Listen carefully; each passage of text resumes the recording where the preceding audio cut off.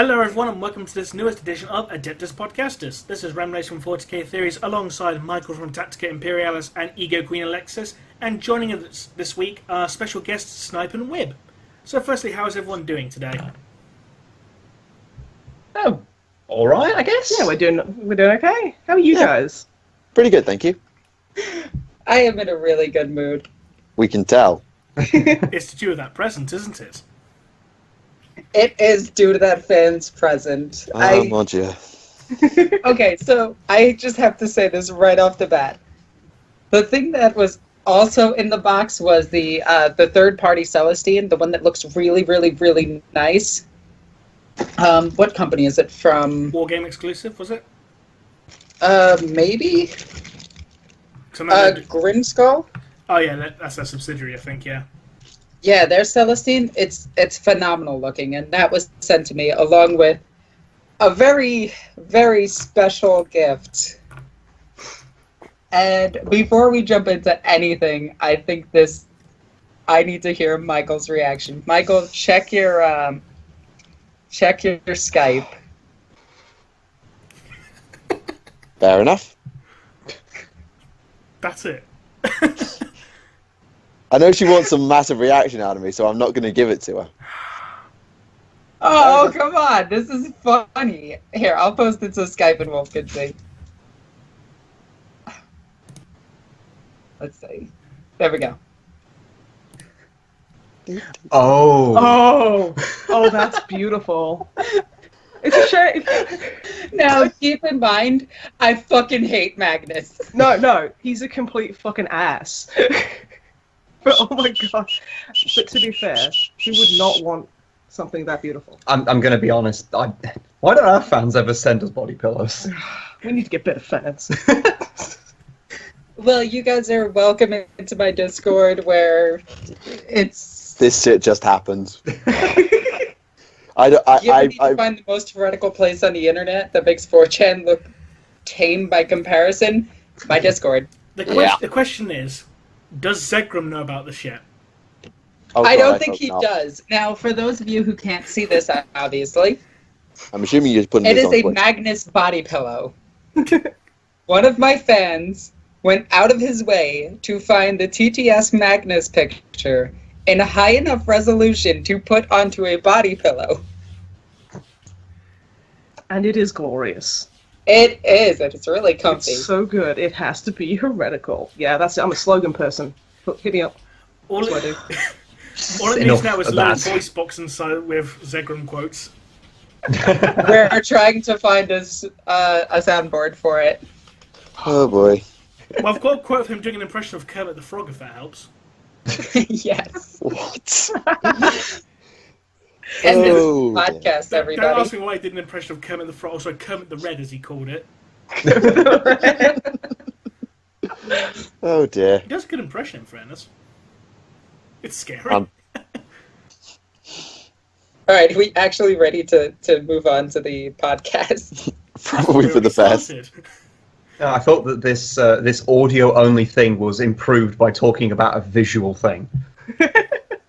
Exactly. Well, to be fair, that visual thing, which makes it perfect. I approve of this train of humour. I approve. So, in the news this week, we have upcoming codex releases. We have not really that much else.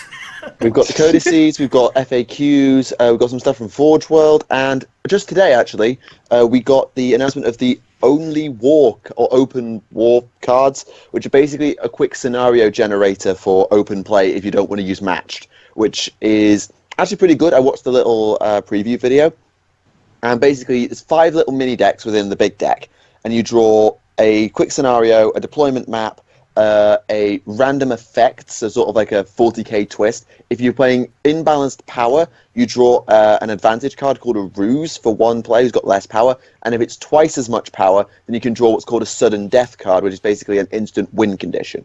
So like, if your warlord kills the person who's got twice as much power as you's warlord, you win immediately.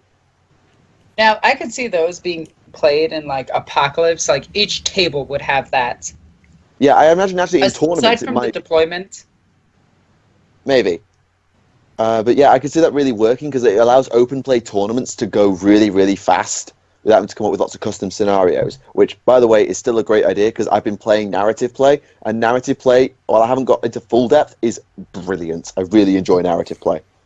I haven't actually done a narrative game yet. I've been doing a lot of competitive gaming lately. Well, it's sorry, but everybody at my shop wants I'm not to saying play. I'm not saying there's a problem with it. I'm just saying that that's to be expected. Most people are playing match play right now. Well, no, I mean I'm playing competitive. Or power decks, or whatever.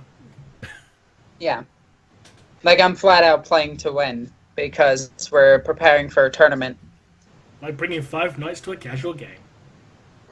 Actually, 5 nights in a casual game doesn't work.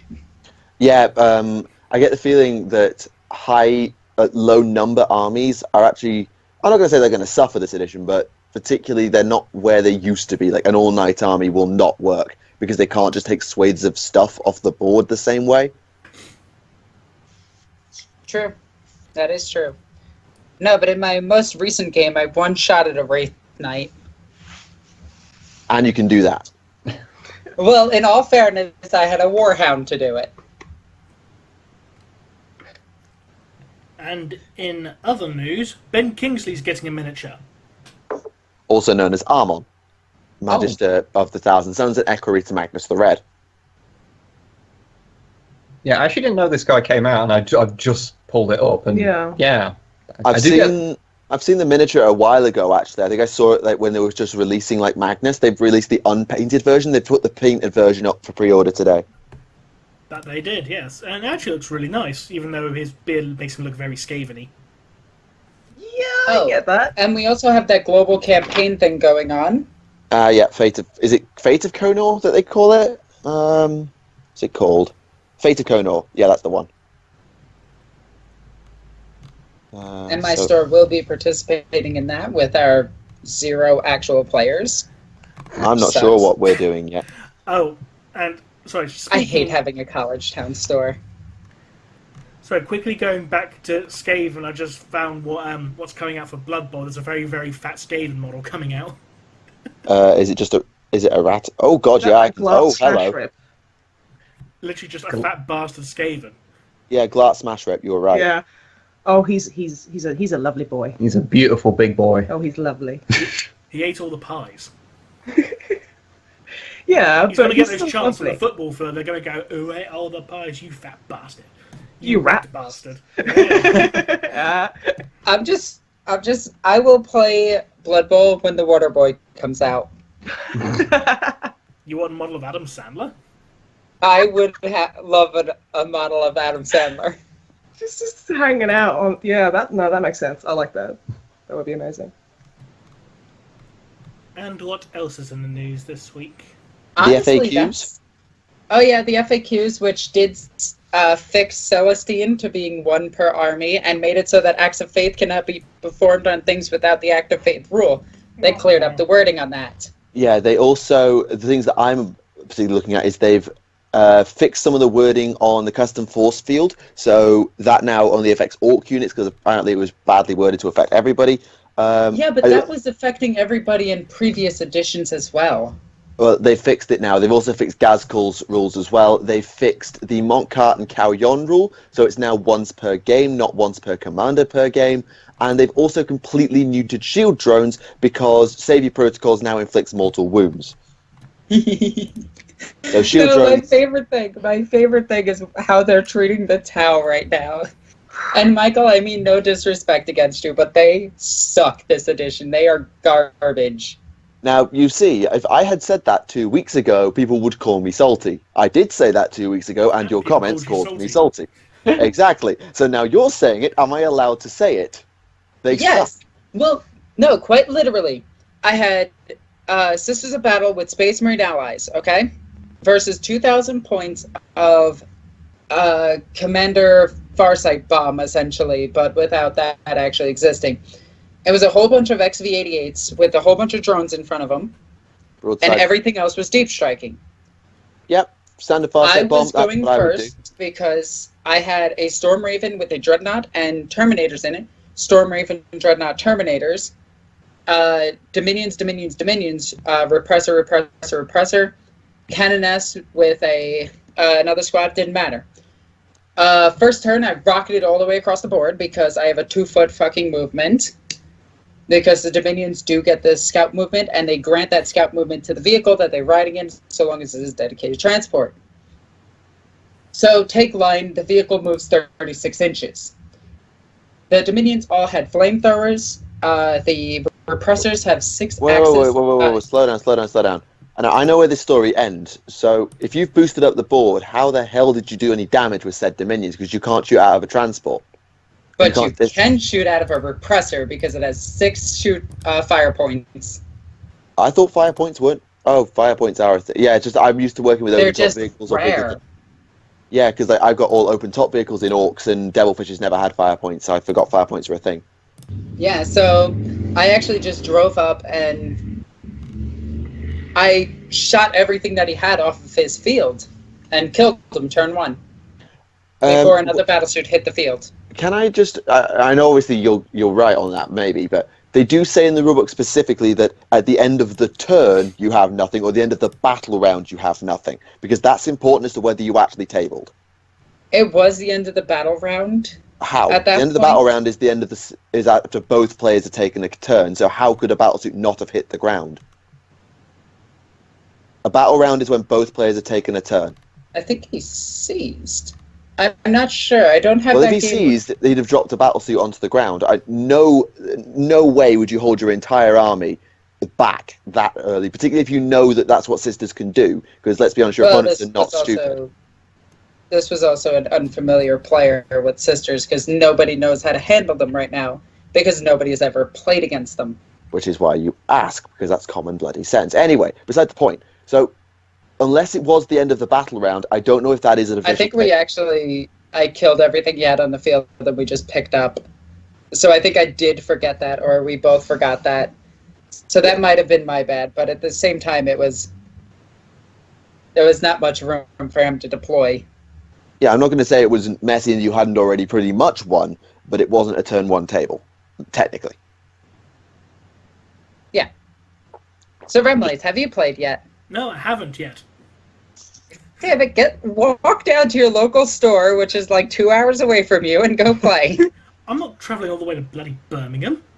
Ugh. Ugh. Nobody needs to be there. See, I can't believe we've actually played a game before you, and we didn't play a single game during 7th. Neither did he. I Don't haven't, worry, I haven't you're- played a proper game since 3rd. Oh, really? Jesus. Dang, dude. I'm still playing 2nd edition rules most of the time. Actually, one of the most important documents that I think got snuck under the radar when the FAQs came out was the getting up to date, or stepping into a new edition, I think they called it, because some of the interactions in 8 are a little bit weird, mainly about transport. So, can I just... how does it make sense that a mech boy, this also applies to tech marines, cannot fix a transport that he is riding in? Well, you see, simply put, his seatbelt is on too tight and he just can't get up. Because Yes, orcs are orcs really have big into seatbelts. safety. Oh, no, And I'm they just make a bunch of imagining the nachos tech so they priest has to go outside and fall to his knees to pray. And by the same logic, when a transport explodes, the passengers are unaffected by it. What? stop, drop, and Seriously, roll. because- No. No, this is what happens. They You wouldn't- roll to disembark first, and then No, the vehicle no, explodes and they get out. they clarified it. It explodes first. The passengers are unaffected by the explosion because they're not on the battlefield yet. They clarified it specifically. I get it. Oh, It's people are die hard. They It's sit some in of the the, chair and you they can get... still die from your Are you transport saying dying. you're all Bruce Willis? Yes. Right. Well, you can still die from your transport dying because you have to do the emergency disembarkation, but you don't die to a transport exploding. It clarified it specifically, which is there's a couple of things that are a little bit weird. I've got nothing wrong with them. They're just a little bit, Yeah, I mean, I'm okay with that. Well, so we played our first game earlier today, actually about an hour before we started this, and like there's just little bits here and there where if you're used to previous editions, because we played loads during 5th and played a little bit during 6th and then completely missed 7th, so there's lots of things that have now been introduced or were like introduced in 7th and have carried over that it's just there's so much new or changed that you're constantly going, am I playing this right, or am I remembering the old rules and the order of the old rules? And, That applies to the 7th people as well, because there's a lot of things that, like, from 7th you just intuitively assume is a thing, and then you realize, oh, hang on a minute, it's not a thing. And that's why that stepping into a new edition document, if you can go and find it, will probably be pretty useful. Yeah, no, that's something I'll definitely look up, because, yeah. Because we had trouble. I think we got about halfway through the game before we were using, like close combat rules even remotely correctly. Yeah, really. No, the one thing that bugs me about close combat is you don't finish the combat before moving on to another combat. You do the attacker's attacks, and then you move on to do the attacker's attacks, and then you move on to do the attacker's attacks. And it's one of those things that it just, like, I just tell my opponent, like, I'll shut off my camera when I'm doing battle reports. I'll be like, just finish the combat. I'm going to interrupt over here. We know this is going to happen. Let's just resolve the combats, otherwise we'll both forget. We've been quite a bit more rigorous, because we're just trying to get into good habits. And this is the one thing that I would encourage is, if you are used to the old edition, or you just want to speed things along, at least for now, don't. Just play it to the letter, because that way you know what you can do to speed things along, rather than just assume you can do something. Because, like, we play out combats and pile-ins to the letter just to get into good habits. We remember to use random rules like the Orc Truck's Ramshackle just to get into good habits. Oh, and here's one thing that we changed house ruled and we're using the ITC rule for. So right off the bat, how many kill points is a Land Raider worth? 1. Just 1. Okay, alright. An HQ? 1 point. Unless Warlord, then 2. A Super Heavy? Assumedly 1. Just 1. That's the way it's always we're using worked. the power levels of the Super Heavies to calculate their points instead of just giving 1 point. What you could do then, if you want to go with that system, is you could say that the kill points you get is equivalent to the power level for every unit, not just Super Heavies. Because otherwise that makes Super Heavies basically an auto win. They should be an auto win. As in you kill a Super Heavy, you win by default, even if you get tabled to all but one model. Because your opponent cannot make that number of points back if it's 1 per everything else. Well, that's how it was in 7th edition. Super Heavy, why? Surely, if you want to use Super power... Heavies were worth multiple points. Yeah, but not 30. Most Super Heavies are worth 20, 30 power. So if you kill a Super Heavy, you can't lose unless you're tabled. By that logic.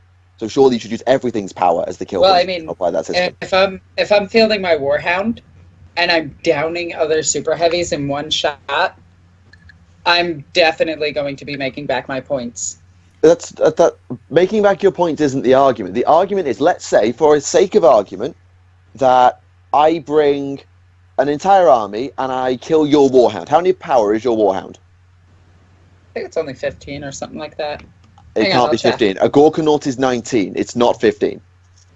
No, it might be 1 second. I know I'm going to say it wrong because I'm thinking of his old points. You can't say something wrong on the internet. It's there forever then. Abraham Lincoln said that. He did. Oh, yeah. Very famous. Oh, he's worth 75 points. Okay, so I kill your Warhound, somehow. 75 points to me. That, by your logic, I'm going by your rules here. Fuck. Look, let's say I do it. And then you kill everything in my army bar 1 model. I still win. Even though you've tabled me bar 1 model. Because that ruling doesn't make sense if only applied to Super Heavies. You should apply it to everything or nothing. Maybe make Super Heavies worth 3 or something like that. Not off their own power, because their own power is absurd. Which edition Well, was here's the other thing about it. In a 1,500-point game, if you field nothing but Orcs or Space Marines or anything else, I can field 1 Warhound Titan as an auxiliary detachment as my entire army. You're missing the point. Again. I would be tabled, but I would kill way more than enough to kill it. I think it's perfectly fair and balanced. You're missing the point, Alexis. I'm sorry, I'm not trying to get angry with you, but you're missing the point. If you take a 3,000... I mean, this is what they're doing in official tournaments already. It doesn't make sense. If you run a 3,000 point... Okay, that's it. It's a bit... Quick question. Which edition was it that, to calculate victory points, you just added the points of, whatever unit you Fantasy. destroyed? 4th. So why didn't 4th edition. So why don't you use that edition? You know that With power. That's what I'm saying. Do that with power. Just have every unit in kill points is worth its power. Done. Not have it that a unit that's worth 75 is worth 75 power and everything else is worth 1, because if that army is able to kill that one model, as long as it isn't tabled, it can't lose. Actually, what we're doing is probably being worth 7 power, using the tens digit. Yeah, make it worth something, not its own power. Fine, that's what I was trying to get at. Using its own natural power is absurd, and that's what it was implying that you were saying. Sorry for misinterpreting. But still, with just him on my first turn, I scored back 50 points. Yeah, but that wouldn't matter. That wouldn't matter by your system because you'd have only got 1 per unit. That's. No, I killed a Wraith Knight, which is another super heavy. Okay, fine, but yeah, let's say I bring an army that's not got a super heavy, and I kill your Warhound. By that logic, I'm miles ahead if you use natural power. That's why the 10% might actually work. Actually, you're dedicating your entire army, allowing me to gain every single advantage over you. Except if you don't table me, I'm so far ahead I automatically win. Debatable, but yes. Absolutely yes. You can't make back. Well, no, not every mission uses kill points. That's beside the point. In a game of objectives, you wouldn't just focus down the Warhound anyway. But anyway, point made. Move on. I don't like it when Mummy and Daddy fight. No, this is pretty much an every week thing. Yeah, I know. It's because his armies are terrible. Yes, orcs are terrible right now, sure. Actually, I have played orcs are one not game with terrible orcs right and now. they won, therefore they're fantastic. Yeah, but you played that game against me, so Yeah. it's pretty much a guaranteed win. I marched my venerable into a group of orcs. Doesn't work anymore. No, it it doesn't. I found that out. Like you were talking earlier, Michael, about like how you can't just fall back on stuff how it used to be. Yeah, I learned that lesson hard. Oh yeah, I threw a squad of killer cans into Termagants. Biggest mistake I ever made. Oh, mate. Hitting on 5s in melee and doing multiple damage, because that's the problem that a lot of elite units have got right now, is that they've swapped bucket loads of attacks. Do you say termagants? Mm-hmm. What? What did I do? Losing a squad of killer cans to termagants of all fucking things. That's my point. In last edition, it wouldn't have mattered because of the way the system worked. I'm just making the point that you can't rely on what you used to do. The problem is, a lot of elite units now have swapped buckets of attack. Let's take, what's a good example? Maybe Meganobs with twin kill saws, for example. They used to have like 4 attacks in the old edition that There were is always... no point to the twin kill saws. I'm making a point for the sake of argument. For the sake of argument, back in the old edition, that would be hitting on 3s, wounding on 2s, killing absolutely everything. And it would be doing a fair amount of attacks. You'd probably be getting maybe 6 or 7 kills a round. Nowadays, they've swapped that for... They've still got like 3 attacks, but they're at damage 2. So a lot of units now have swapped lots of attacks for either lots of rend or lots of damage, quite often lots of damage. And that against single wound models is a complete waste. So chugging through hordes of infantry, unless you've got dedicated like anti-infantry weapons like flamers or lots of rapid fire, is actually really, really, really difficult right now.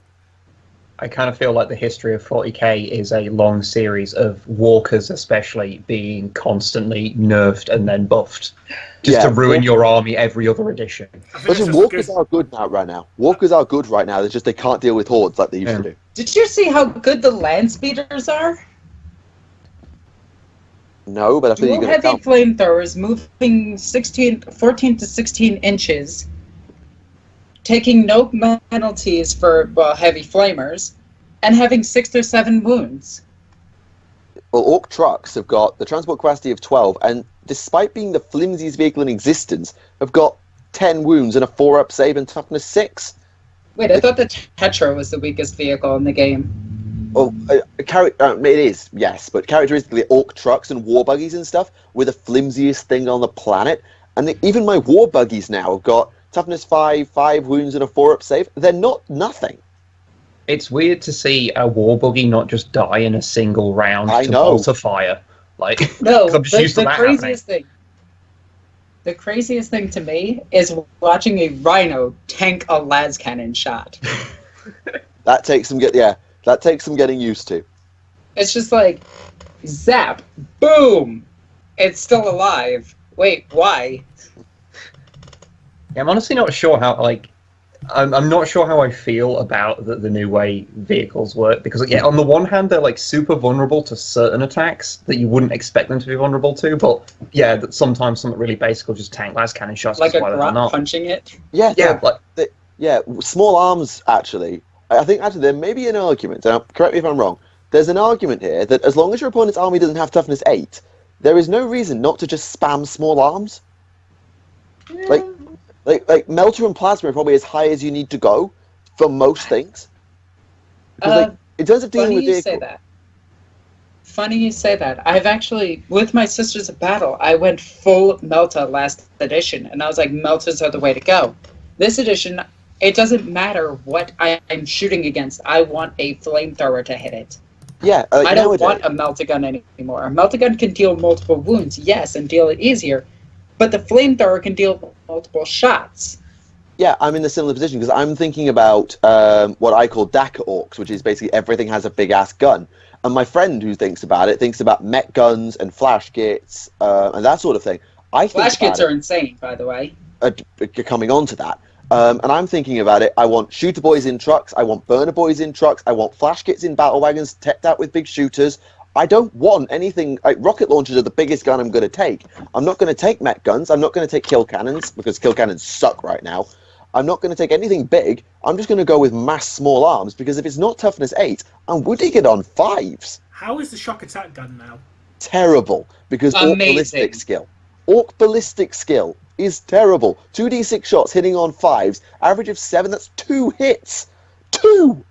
At a random strength. Do you know what the funny thing is? In regards to the second edition, the shock attack gun, you didn't need to roll to hit. It hit automatically. And it could blow up vehicles instantly. It's the one time as an Orc player I miss the days of pie plates, because shock attack guns, kill cannons, lobbers, bubble chuckers, everything that relied on blast boys to hit anything is just terrible now. Or it feels shock attack bad. gun. Yeah. Big Mac, ballistic skill 5+, range 60, heavy D6, 2d6 strength, AP minus 5, D3 even worse. damage. D6 shot has 1 hit. It's basically a las cannon with random strength. It also can take rerolls with some ammo runs. Yeah. And to be honest, siblings? It's reroll or reroll. I think it's worth it. You can't reroll I watched this unit sell out in one day. One of the stores that I frequent often had 5 of them. All 5 sold out in one day. Maybe it's because I don't generally put much value in ammo runs, and that might change now. But I generally have thought, okay, Orc ballistic skill is terrible, therefore the only single shot weapons I'll ever use are rocket launchers and maybe custom mega blasters. Everything else is just too unreliable. And random shot weapons like the kill cannon and the missile launcher variant of the cannon, they're just unreliable now. The shock attack gun was designed to be unreliable, but it was designed to be unreliable because its random strength created random nonsense. Now it's random strength. Also, it could be put onto a bike. Which means it hits on 6s whenever it moves, just for the record. Worth it. Remember when Orcs had ballistic skill 3? Yes, I do. Ballistic skill 3 Orcs in this edition would absolutely tear the scene up. Tyranids right now, because Gaunts can throw out Devourers and can just absolutely chug through everything. 30 Gaunts with 10 Devourers are just chewing up our meta right now. Because they've just got Tervigons topping them up. They're just how the flip do we stop this? Well, it's pretty simple. You kill the big bug. A toughness 8 with a 3-up save and 14 wounds. Good bloody luck. We've tried. No one's killed it. Flamethrowers do it. Wounding on 6s. No one's killed it yet.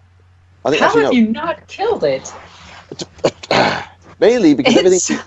Because whenever we get close to it... I think it's because we have such different playstyle where you're passive and, you just sit back and shoot. I just run up and blast everything along I go the way. full face. My Orcs go full face. But because my sluggers, shooters, choppers, everything... And that, yes. Wait, just take a squad of 30 boys and you'll annihilate it in one round of combat. No, we won't! Wounding on 6s! And Onslaught? Not Onslaught. What is the ability that can give them another attack? Psychic power. Small. Yeah, just give them that. 3 attacks on the charge. All right. I'll see your argument. 30 boys with choppers on warpath. Assume everything gets into range, which is That's not 90 always. attacks, hitting on 3s. It's wounding 120. on 6s. It's 120 because choppers. Choppers give you another attack. Yep. So, So 120. 120, you're going to 3s, lose... 80. So 3s is 80. Then 6s is 6. No, hang on. I can do this. 13. So then 3 up save. That's 4 wounds. You need 4 rounds to kill it. Assuming it doesn't back off, doesn't spawn more gaunts, and doesn't get them to shoot You also you in have the the face. power claw in there. Which is going to do wounding on 4s, 3, so 4 attacks, 3 hits, 1 or 2 wounds, 50-50 chance it fails its armor save, and then you're doing D3. Realistically, you still need 3 rounds to kill Actually, it's -3 for the power claw. Okay, 3 rounds, so it's got a 6 up save. Okay, so 6 up save, you're going to kill it with just the power claw alone. 1 or If 2 you're lucky. wounds, D3 wounds, average of 4. You're still going to need 2 rounds to kill it. Bare min.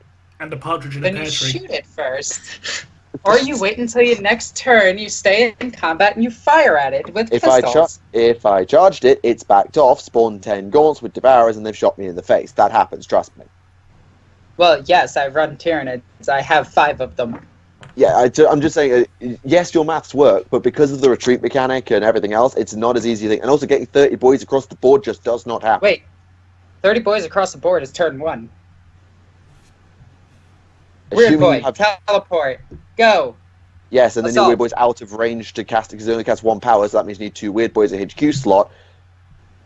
No, you cast. Yes, you do. You can't. You can only Yeah. cast 1 power at a time. Weird boys can only use 1 power. Yeah, that's fine. You need I 2. usually 1 run to cast 3 to teleport, 5. 1 to cast warpath. I don't see the problem. Also, can a unit only be targeted? Because I know in AOS you can only target a unit once per phase with a spell. I don't know if it's the same with Psychic. It's the same spell. I know you can only cast each spell once, but I don't know if you couldn't cast. Because I know in AOS you can't Arcane Bolt something and then hit it with another damage spell. I don't know if it's the same in 40k, so you can't buff something twice. I'm not sure.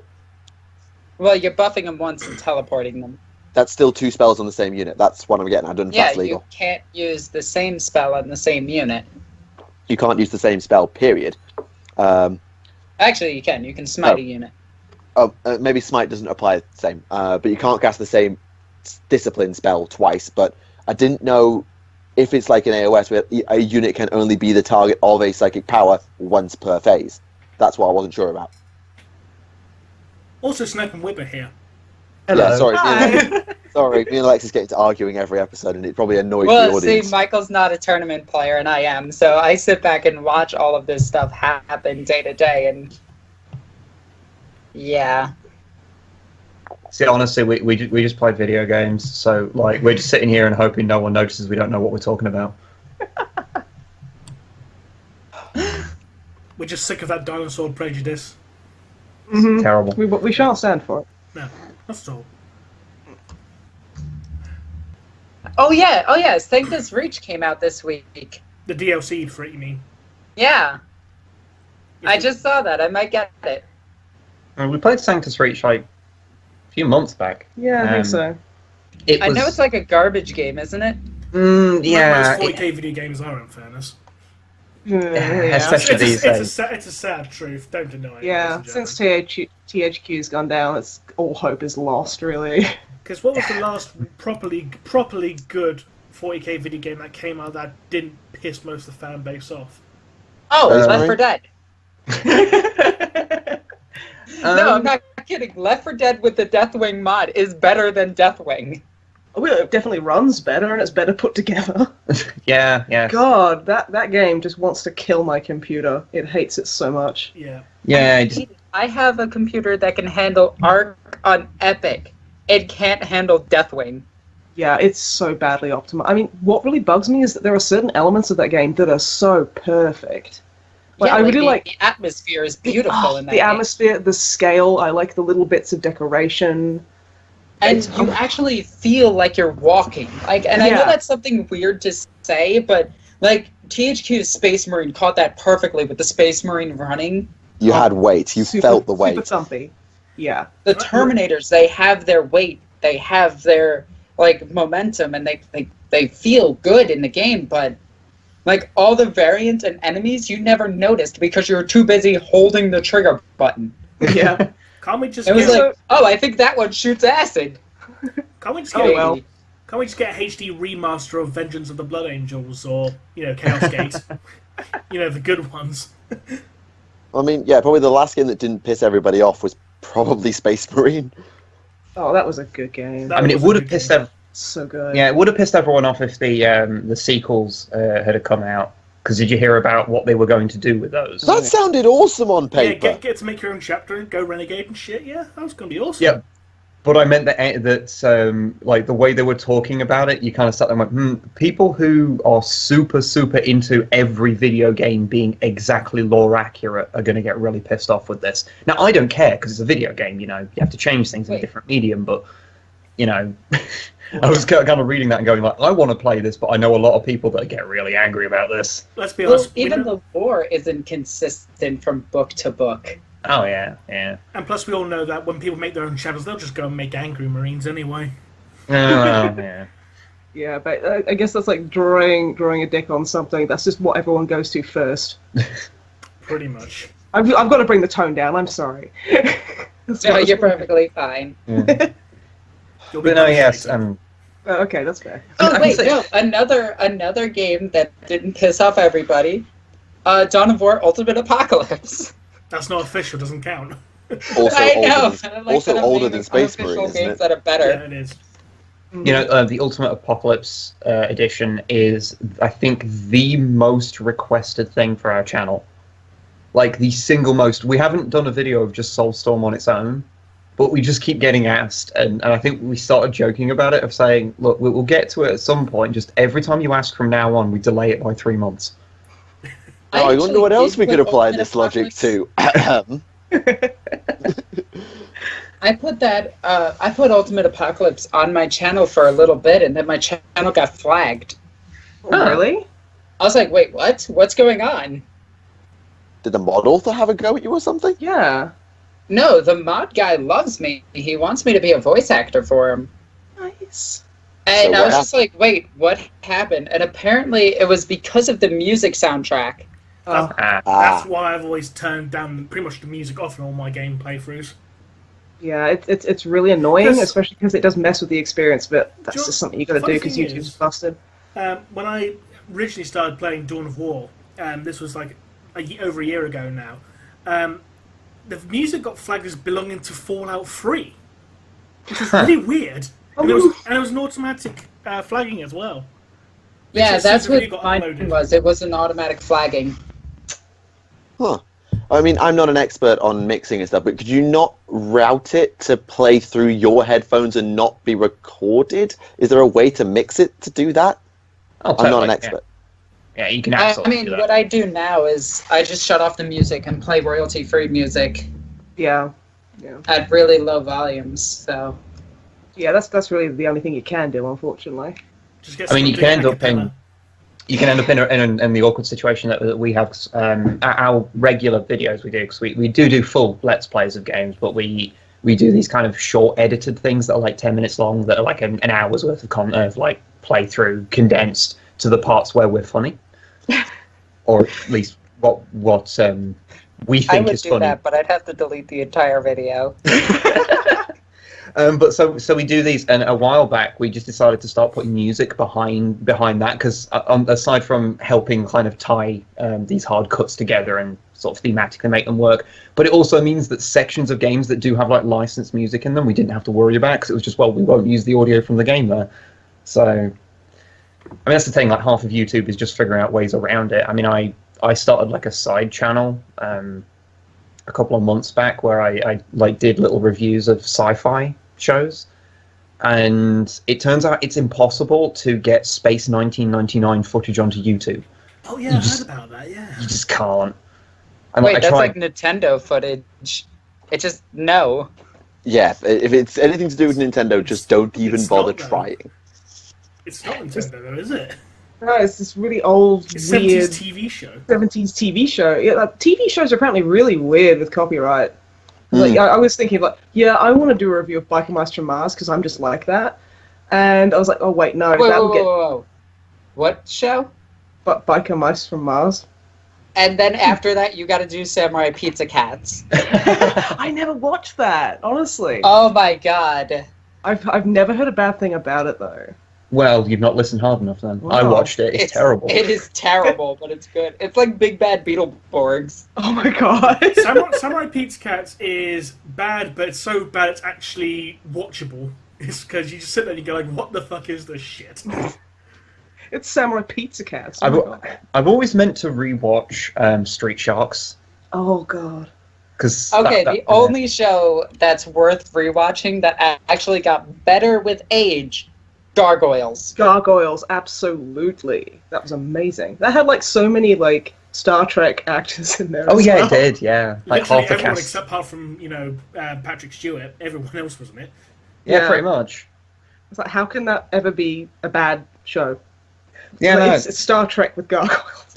I've decided that's what it was. Yeah, no, that was it. They were all playing the Star Trek characters. They weren't, in fact, new characters. No, it's Disney, like the next generation.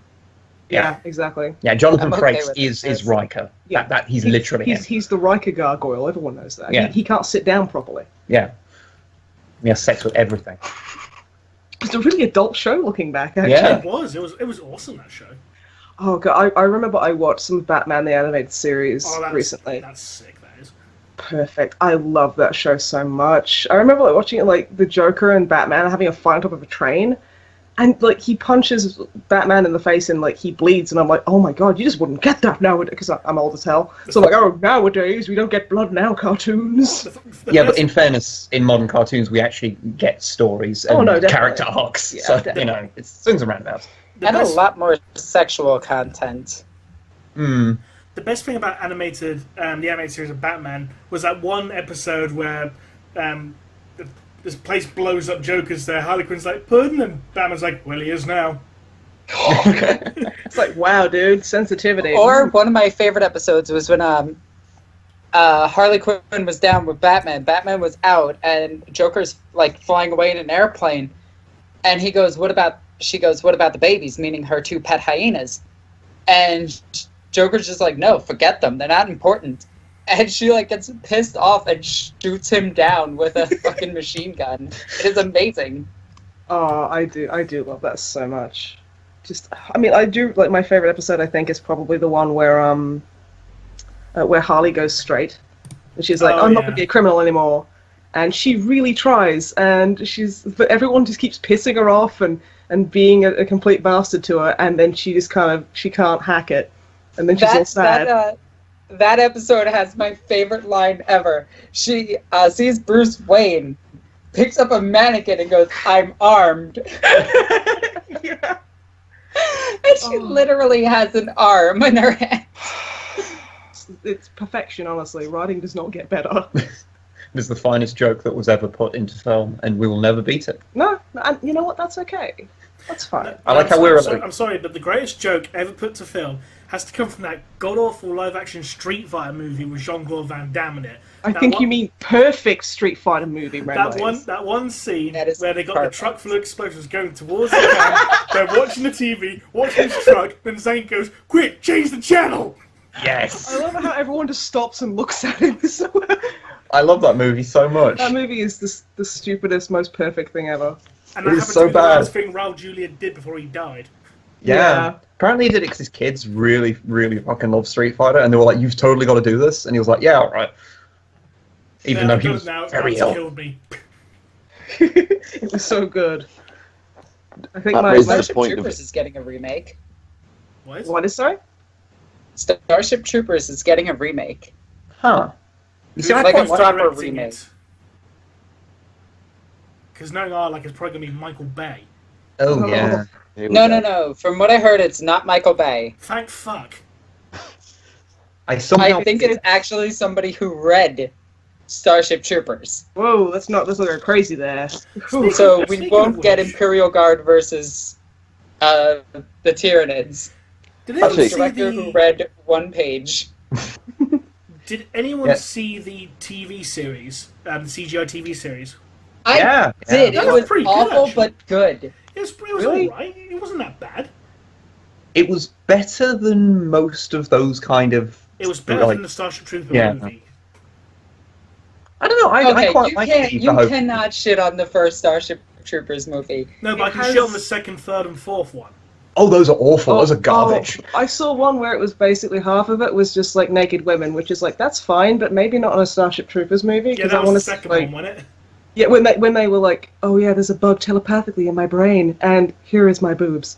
So okay, what's this got to do with Tyranids? Yeah, basically like the big old brain bugs and the shooting and the RoboCop kind of gallows humor. Well, yeah, it's a Verhoeven movie, so yeah. Actually, I went to see Spider-Man last night. Don't tell me! Don't tell me! I'm not going to tell you anything. I'm not going to tell you anything about what happens, but there's a reference in there to the Tobey Maguire Spider-Man movies. And there better be. there's only like 1 or 2 lines that make me think, oh, okay, you've straight ripped that. Anyway, but I noticed it, and you say talking about like Starship Troopers and like everyone consumes like this ripped off this, and we talk about it with 40K all the time. And you talk about the writer being someone who knows the original source material. I think they have to be careful with it, not to, or maybe they'll try deliberately to make a reference to half the other stuff that either it ripped off or that were ripped off it. All I want in the new Starship Troopers movie, aside from awesome bugs getting shot to death and humans getting diced in half, is somebody to say, "Would you like to know more?" Yeah. Yeah, fair enough. See, I'm not even. All I want in the new Starship Troopers is Michael Ironside. Yes. Because he is the most Bay. Is Michael Ironside still alive? I forget. Yeah. Well, he should be in it again. Yeah. He's the best.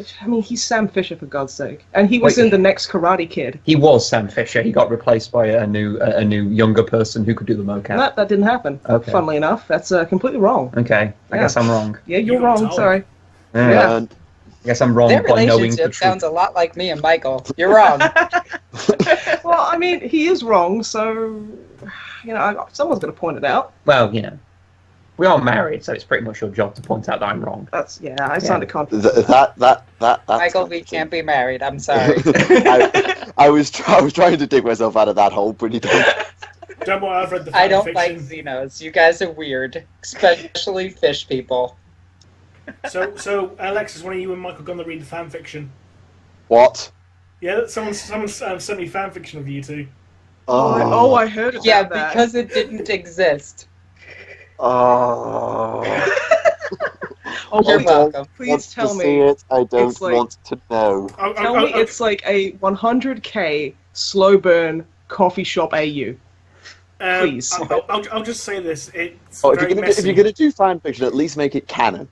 At least make it canon compliant. That's the thing. It's like I can imagine it would be AU because fanfiction is never quite what you want it to be. Well, I don't read much fan fiction, and I won't talk about the topic because it'll piss Remlays off. So, Whoa. I need to hear this. I need to hear a pissed off Remlays. Yeah. How is fan fiction going to piss me off? No, it's not the fan fiction. It's the subject that the fan fiction is about. Because every time. Okay, now I need to know. Yeah, I kind of need to know. So what's going to piss me off? Bloody Overwatch. What else? Oh. Exactly. You killed my buzz. I'm now. okay with this. Yeah, good. I've killed Ramsey's buzz now. I might not get the fan fiction sent at me. Anyway, but yeah, I'm sending it to you, and I'm going to highlight all the messy bits. it's just like, I find it's much easier to read something that is canon compliant. Like AUs just don't make sense to me. Oh no, a lot of people seem to have a lot of fun with it, but I don't get anything from them. Yeah, fair enough. But yeah, I'm writing this Overwatch fan fiction with Remlays in it. It's an AU where he's Tracer and has to get vacuum sealed into his suit every day.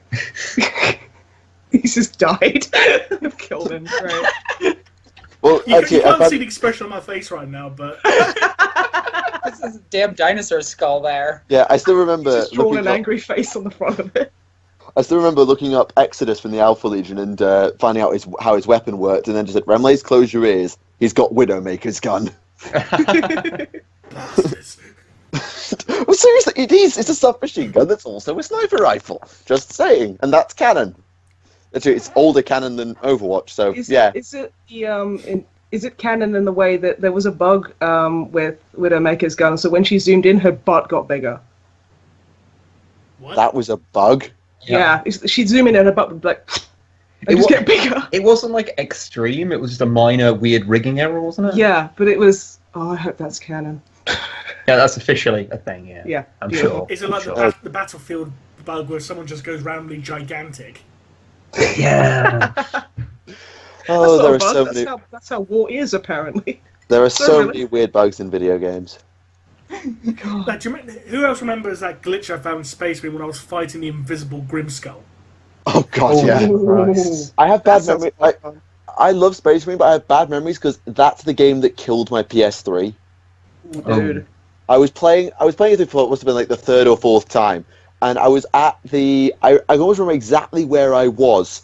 I was in the Chaos section. I was just heading back to rendezvous with Mira before going on to the Orbital Spire, and I went in to do a roll just to get into some cover, behind some cover, so I could aim at my las cannon shot, and I crashed mid-roll, and I got the yellow light of death on my PS3. See, the problem was you were using las cannon. You should just gone and started smashing things up with a Thunderhammer. Problem solved. I always play Space Marine with the Stalker Bolter. The Stalker Bolter is my favourite weapon. What are you, Raven Oh Guard? my god. I don't weird. I just love the Stalker, and I don't know why. You're a goddamn Raven Guard, that's why. I went through the game, and you can see this in all of my playthroughs. Stormbolter Melt-A-Gun. And you What can did you see- use until you got them? If not, I went Bolter. The And how entire did you game. deal with the Titan segment? Like the bit on You top shoot of it the enough times. How? Seriously, With bullets. I'm having some really weird deja vu right about now. I just pretty much I- used the Power Axe or Thunderhammer for the entirety of the playthrough, just hacking You slash. can't. Yes, yes. Can't on the top of And Invictus jump though. packs. On the Oh top my of god, the Invictus, jump packs you was. can't. Oh, Jump pack with the Beautiful. Thunderhammer was the best. Oh that god, was literally yes. like that's why to play that game. Apart from like everything else, but oh Yeah, my I must god, have that I was, must have played through the Orbital Spire segment so many times just for the sheer satisfaction of the Thunderhammer jump pack. oh, it's so perfect. Honestly, if that was You know, the after entire this, game, Oh, damn it, I have to work today. If I didn't have to work, I would do a live stream of just Space Marine now. I really want to play it as well. It's just so good. I was singing about Stompy Stompy Space Marine. Oh Oh, god. Massive Yes. stomps. No, you gotta do the Sons of Garrow tactics. Tactical naps. Tactical naps.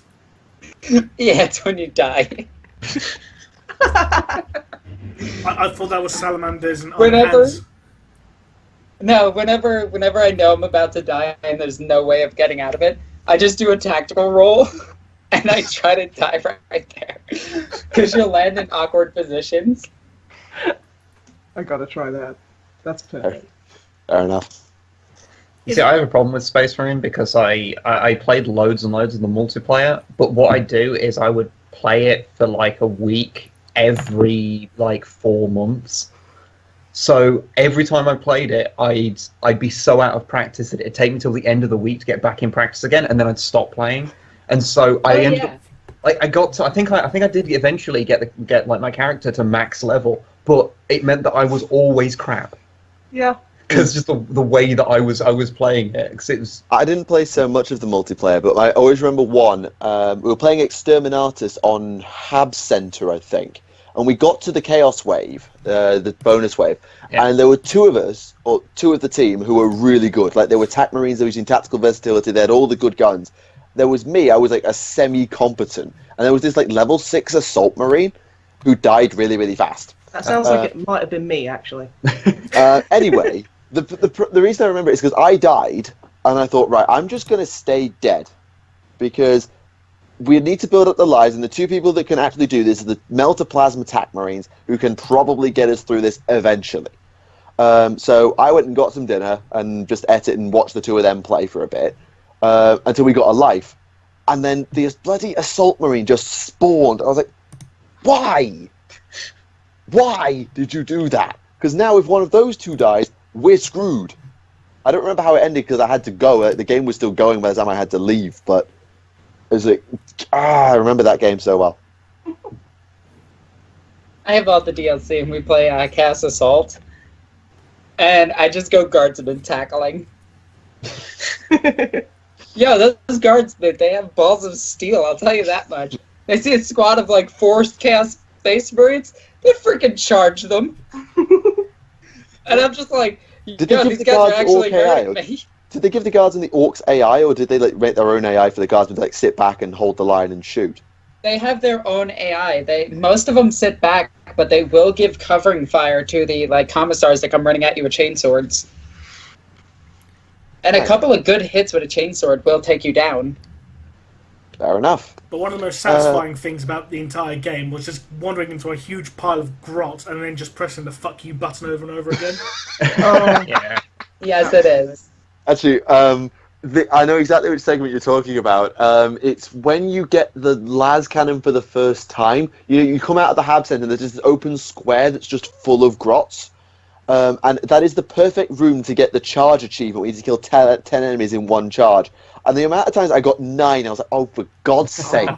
Because I always remember that segment particularly. You get the las cannon, you deal with the rocket launcher boys, and then the rocks come down. That whole little segment, running up to meeting up with Drogon again, is like, yes, I remember that segment perfectly. And that's the hallmark of a good game. Like, it's linear, it's kind of repetitive, it's kind of samey, but god damn is it satisfying and memorable. Keldor Drogon. I so wish they'd have put a librarian class into the game. That would have been awesome. Yeah. Or a Storm Shield. I will say that I And- did some. yo. Sorry, Go ahead. I did speak to some people who weren't into 40k at all, who played Space Marine, and they didn't seem quite as enamored with it as we did. well, they're Of wrong. course not. We get so many shitty 40k games that if we get a decent one, we're just Yeah. like, oh my god, this is the best Yeah. thing. Didn't you really enjoy that Space Wolf game for the N-Gauge? Oh, Glory and Death, the one that no Yeah. one fucking played. I really, I actually- knew one guy who had an N-Gauge and no one liked him. Speaking Oh, of Space yeah. Wolf, actually, the port that it got to PC of the card game didn't look that terrible. I looked at It TB's... was pretty bad. No, because I played the card game on my phone, and it was garbage. The one on PC at least looked acceptable. No, I- it really wasn't. I thought it was all right. It did have balance issues. Balance Whoops, issues. hang on. Balance issues. You couldn't even complete the first fucking level without taking multiple attempts. Oh, Luck. this is Fioro, isn't it? Yeah, because we got the preview copy literally like before the game went live the next day, and we did a live stream of it, and it was pretty much impossible without luck. Yeah, there was a fair bit. Like it's one of those games. Like I mean, I assume it's probably had a bit of balancing till when we played it, because I was a couple of months back, It was one of those games you needed to pray to RNG Jesus. and a little bit. Like I think playing Hearthstone then. Oh, I think like part of the problem was just that the levels were, especially like the early ones, They were long. They were so long Yeah. that it meant that you got really battle fatigued with the whole concept, because it didn't really let you learn the game as you were going, like by having short levels that allow you to kind of have bite-sized like Yeah. understanding what's happening. Whereas it sort of like went, okay, here is a really long-winded mission that really should be like mission 5 or something. So yeah, like I think I feel slightly better about it just because I know that there is like the core of an interesting game there, and compared to some of the other games, like something like Storm of Vengeance, then it's pretty good. Oh, Storm of Vengeance So- was garbage. oh Yeah. my god. Just like Eternal Crusade. Oh yeah, Yeah. That game tries so hard to be good, and it has such potential to be Tried good. so hard and got bugger all. nowhere. Yeah. I didn't get that far, and I don't even think... No, it's like okay, Bad at the no. beginning. Keeping. Oh, go ahead. I'm done. Okay. I was just Keeping talking in about... the whole Linkin Park thing, Space Marine is like hybrid theory, and Eternal Crusade is like Linkin Park now, where nobody likes it. Apart from Michael Bay. Yeah. He probably likes it, actually. Yeah, I think Yeah. Eternal Crusade. Eternal Crusade is one of only 2 games we've actually returned on Steam. Yeah. Like the first one was a game that just didn't work on our machine, so whatever. But then it was like we played like an hour of Eternal Crusade to make a video about it for the channel, and then it was like, are we ever going to play this again? No. But let's And this is a put it this way, there's a reason why it's free to play now. Oh yeah, Mhm. yeah. Well, I went into it and I played a couple of games so far. I played the mode against the Tyranids, And I thought that was pretty cool. I was like, all right, this is kind of neat. But I know this is a weird complaint. The Space Marines didn't feel like they were there. They were too lightweight. Yeah. The weapons didn't seem devastating. It was just like you were doing something for the sake of doing it rather than a fun mission. Now, You were the playing as question just is- another third-person shooter. Yeah. The question is, though, what's the better game, Eternal Crusade or Dawn of War 3? You know, I have Dawn of War 3 and I've yet to do a playthrough of it. No, we haven't actually played it yet because we were going to get it at launch, and then the word got out, and we went, maybe we're not going to pay full price for that. Yeah, it didn't go over particularly well, Go did to it? 40k. Oh, I did really, really love the cinematic, Ooh, dinner. the video they released before it was out. Oh, it, yeah, that's it looked like was great. Yeah. That was it great. looked like grim Dark Souls, and that just made me so upset because I'm like, all I want is a Souls-like Space Marine game. All I want is like something like that. I would say if you're going to do Souls-like, you want to be really punishing. Do it with like a Deathcore Guardsman or something. Oh yeah. Oh yeah. You could probably do something pretty good by modeling yourself around just a random dude dropped on like a really screwed up like Hive City, trying to get through like, and maybe have like the main antagonist being like a Gene Stealer cult or something. I don't know. Yeah. Or go really old school and make it a Cornate Gene Stealer cult just for brand recognition. I just I want. think just Grey want, like, a Knights really- there too really that old get school. corrupted. Oh yeah, that's true. Yeah, but for like a really old school, you can do the Orc Weird Boy that's possessed by a bloodthirster. Isn't there a weird boy possessed by a Tzeentch demon that leads a band of Thousand Sons?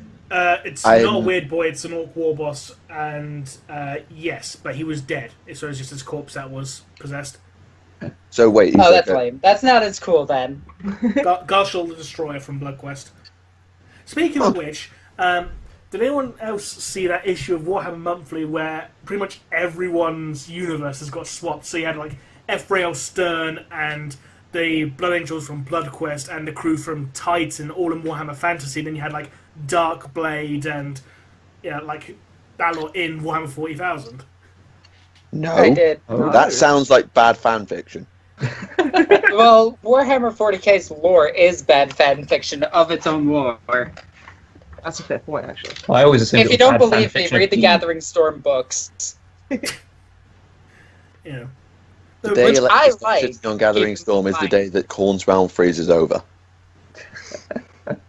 It's frozen. Oh blood, yeah, so it's good. here's Inari. Bealtan blows up. But we're gonna move right past that. Wait, whoa. The A pacing craft was roll off. just exploded. The pacing was way off. Also, Cadia blew up, but it didn't blow up, but it blew up, but it's still there. But Honestly, they took the whole I- book to do that.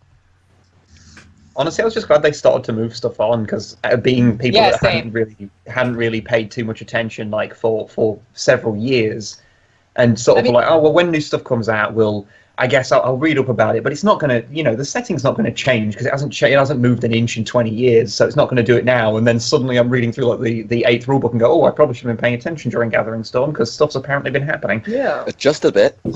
Shit's Oh, right. exploding. What shit? All of it. Everything. I actually quite like that. I like it. I think the idea of like a blackout is just so cool. Like that is so spooky and In Oh my principle, everything Gathering Storm and 8th edition has done, fine, in principle. Problem is, Gathering Storm was a bit rushed, and as a result, there's a Bit lot of rushed. hole. I'm being nice. It was a bit rushed, and as a result, there's holes. Actually, here's a question. How the hell, 200 years later, because we're in 200 years post Gathering Storm We're now. M42 now. Exactly. How the hell is any human character and Tau character actually still alive? A wizard did it. Space Wizard. But don't forget, for humans, there's rejuvenate treatments. So humans. Okay, live to all hundreds of right, years okay, with that. true. Okay, let's take the Tau I then think for a the second. max lifespan of a human in 40k is 500 years.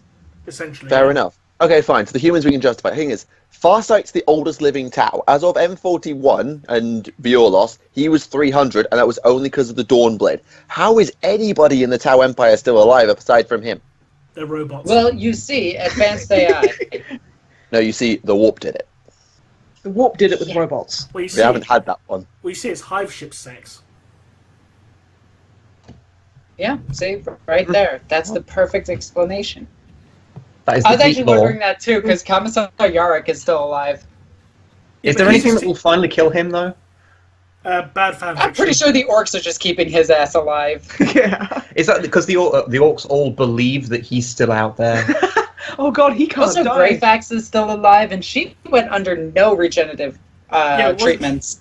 Wasn't she like in stasis for like centuries as well? Yes. Yep. I do honestly think that when it comes to the dates and like lifespans of people, that all the writers involved with 40k just don't really think about it. I just find it funny that Gilliman in Dark Imperium has essentially become the Emperor from TTS. Kind What, of. sorry? He really Sarcastic is. Pretty much, yeah. So like, he basically like, how the fuck? So the dates are bloody. How the fuck do you guys fuck up the concept of time? No, my favorite thing that I've read so far is that they messed up the calendar. So they had a minor civil war about it. Oh, the Chrono yeah. Strife, yeah. I mean, what else are you gonna do? How does that happen?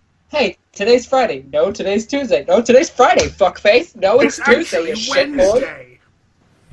I mean, And then God. the third guy comes in. It's Third party Wednesday, wins. guys. Get It's to still- work. it still drives me nuts how bad the Primarch rediscovery timeline is. I've ranted about this before, but the Primarch rediscovery timeline is all over the place.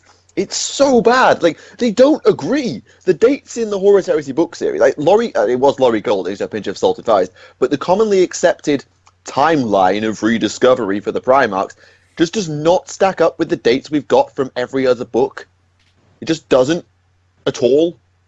Like, I was looking at it for Lion for my Dark Angels video to find out when he turned up, and it's just like, wait a minute, hang on, well, Tari and Magnus, what? It's wrong. It's so out of date. It needs it. No, isn't Lionel Johnson discovered like during the Crusade itself? Yes. Like if you do the actual timeline. Well, yeah, half of them were discovered during the Crusade itself. That's just the way it worked. From what I mean, like- the first one found was Like during the final waves of the Crusade. the first one found was Horus, and then it was Lehman Russ. From what Then I it was one of the lost Primarchs. If you go, Yeah. well, if you go by that timeline, yes. But if you look at the dates, if you go to the timeline of M30 or M30, yeah, I think it's M30's timeline on Lexicanum, and you look through it and you compare it, About this. and you go to the Primarch timeline of rediscovery on the Primarch page of Lexicanum, the two do not agree with one another. Yeah, but these two guys agree with me, so we're gonna fight you to prove that we're right. Sure. I'm just gonna eat my dinner. I'm still trying to justify how they had a civil war about it. What about No, I mean, I think. Yeah, it was terrible. The delicious war. I do always think when it comes to pretty Triple much coordinates. every. Oh, God. He was a frightening, frightening commander. But I do think when it comes to pretty much every single 40k book, both rule book and like Black Library books, I do always feel that literally every single one of them could have done with one more pass through like editing, because there's so many little tiny mistakes that I feel like, especially Black Library is often quite bad for it, because I think they know that people are going to buy them whatever, so they don't have to adhere to quite the same like quality. Yeah. That a Well, lot of other- actually, I was going to say this for what we do at the end. Like, my rant was going to be actually a really positive one, because I've been reading through book 7, because I finally got my hands on book 7. I've been reading through it for Space Wars, Thousand Suns, Sisters, Silence, Custodians, and all that for the lore series.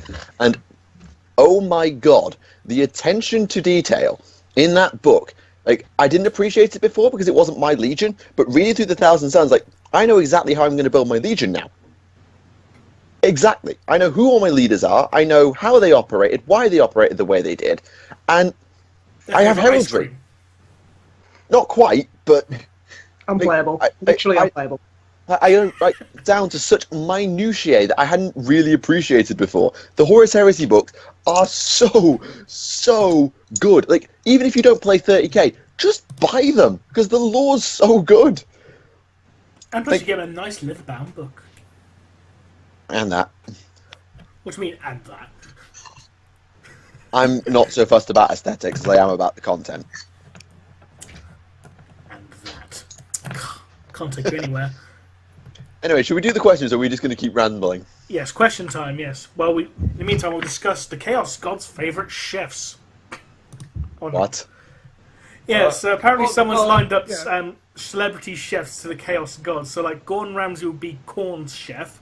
Absolutely. That's well, the only one I obviously, know, apart from, what's that really short guy who fell over putting his shoes up? On I can't remember, like, it was on, like, Ready, Steady, Cook. I don't know, but Anthony Worrell Thompson? Oh, the really short, weird gnome guy. Yeah. Yeah. He'd be Sinch. Actually, for Sinch, we've got Heston Blumenthal. I don't know who Seconded. that is. So. He does a whole bunch The of crazy weird, experimental stuff. weird shit. Okay. Nurgle will be Epic Mealtime. And Slanesh will be Nigella Lawson.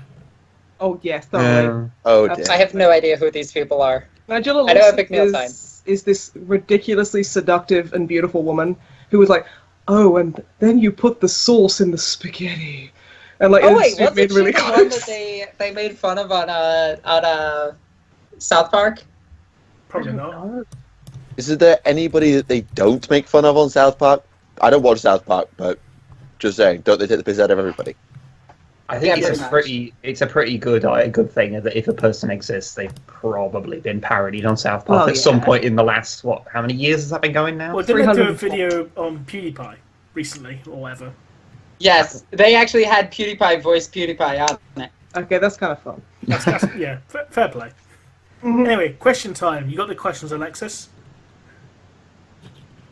No. That's a no. Hang on, I was. You had one job. I totally have them, you have to wait for a few minutes. It's not related to the fact I don't have them. Shut up. It's They are workspace. I placed them down 1 second, and the next second they were gone. I mean, time is completely out of order, and we're going to have a civil war about it. So, yeah. See, Rick and I'm Morty busy turn up fighting as Michael on a Podswallowers. civil war that he doesn't even know is happening. yeah, that's how messed up the timelines are. Completely. Yeah. See. And then Gilliman says, God, I wish King just turned off my life support. All right. Let me just load this up really quickly.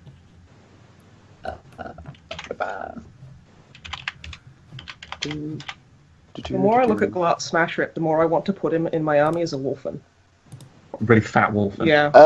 Alexis, Yeah. I'm just looking at the questions now, and there's one about body pillows of characters. Just making that point. I don't know. Just shut up. Shut your face. You don't even know. Was that one asking for a body pillow of someone? No, it's asking. What did it say? Would you like to see them of yourselves or your characters, and would you like to have one of a particular character? If so, who? I don't know. If there's no reply relating to Magnus on Nope, it. that is definitely going to be asked. Alright, so I got all the questions. We have 98 of them, so there's a lot of questions. So there's going to be a lot of skipping. Yeah, I'm going to be skipping quite a few. Will Ferris Manus flip the hell out when he sees what happened to the Iron Hands? Yes. No, because he's dead.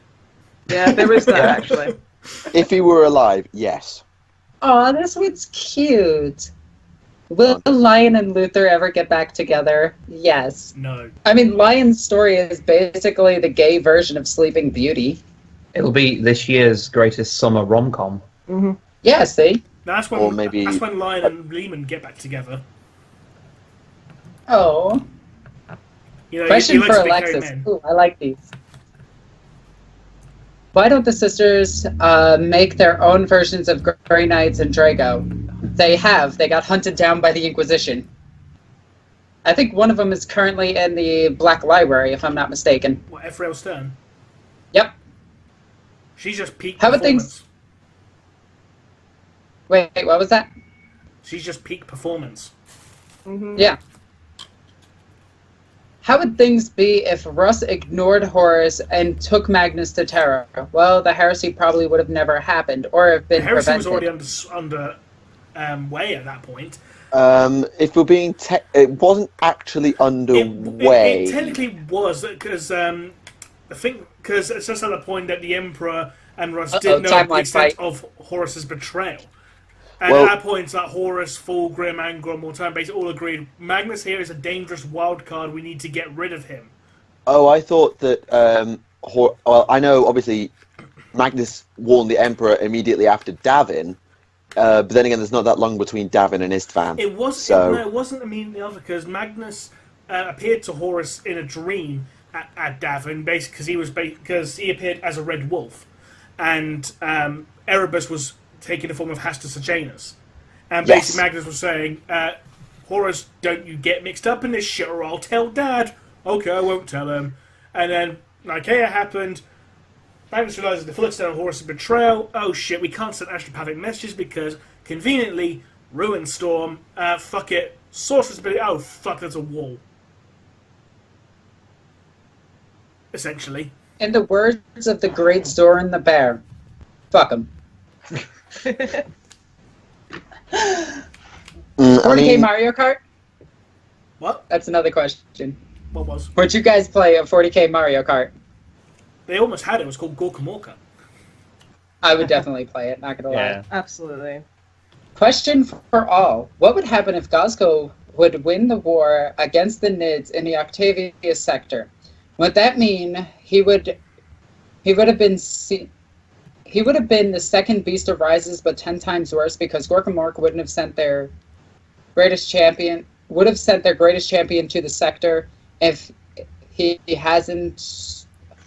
Well, that's bad English. But basically, Gazco won against the Tyranids. Would he be the next Beast of Rises? That's never going to happen. The point of Gazco, as far as I'm aware, they may have changed this slightly, but as far as I'm aware, the point of Gazco is to bring about the Ragnarok. It's not to kill it is to kill everything, but the eventual point is he needs to start up wars without end. That's why Armageddon, he left, because he got bored, because it was a war without end, and that's what he needed to do. He's gone to Octarius, same thing. If they actually do beat the Tyranids on Octarius, then who the hell knows what's going to happen? But more than likely, Gazco's going to... Could you imagine if Gazco was actually cursed by Slanesh to never feel pleasure?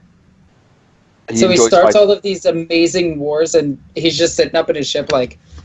He does enjoy fighting Yarrick. Anyway, but my point is... I can deal with like clinically depressed Gazkul. I can't deal with that. Gazkul don't feel nothing no more.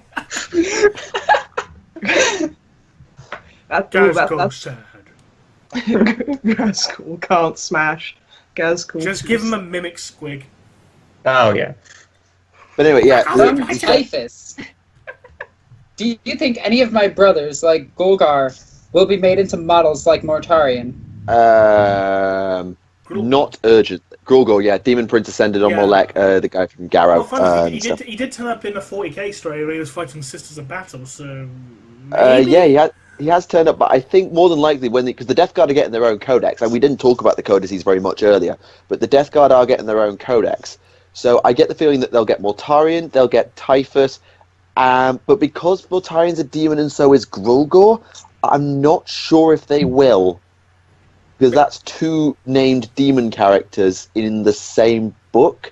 I get the feeling they're more likely to promote the Mighty Lord from Dark Imperium, whatever his name is. Remember what they did say. If it is a character and has a model, they'll reprint it. I say bring back Foulspawn. He was awesome. He was a demon prince of Case in with point, 18 the wounds. He had 18 wounds. Jesus. Okay. What do you mean, how? In the second edition Chaos Codex... I said ow. Oh, we said how, sorry. But it's like ouch kabibbles. It actually had a thing saying, like a disclaimer saying, because these are demon princes, they have stats above 10. Like, Doombreak had like a weapon skill of 15, I think. Do any of you think that the Wa could affect other races? Yes. Well, given that Sisters of Silence can affect the Wa, why wouldn't the Wa affect other races? Fair enough. I mean, it's called I'm pretty sure that's why Yarrick is still alive. Yeah, I always kind of interpreted it as being something that affects just reality in general, so... It's a shit ton of LSD. That's the point, they are mushrooms. Maybe they just give off hallucinogenic, stench, I don't know. They lick themselves and just go a bit crazy. And they go, whoa, because that's what I feel like. Whoa. Alright, here's a good orc question. If someone threw a white paint grenade into a mob of orcs and covered some of them in white paint, would they drop dead, seeing as white is the color of death? No. No. No.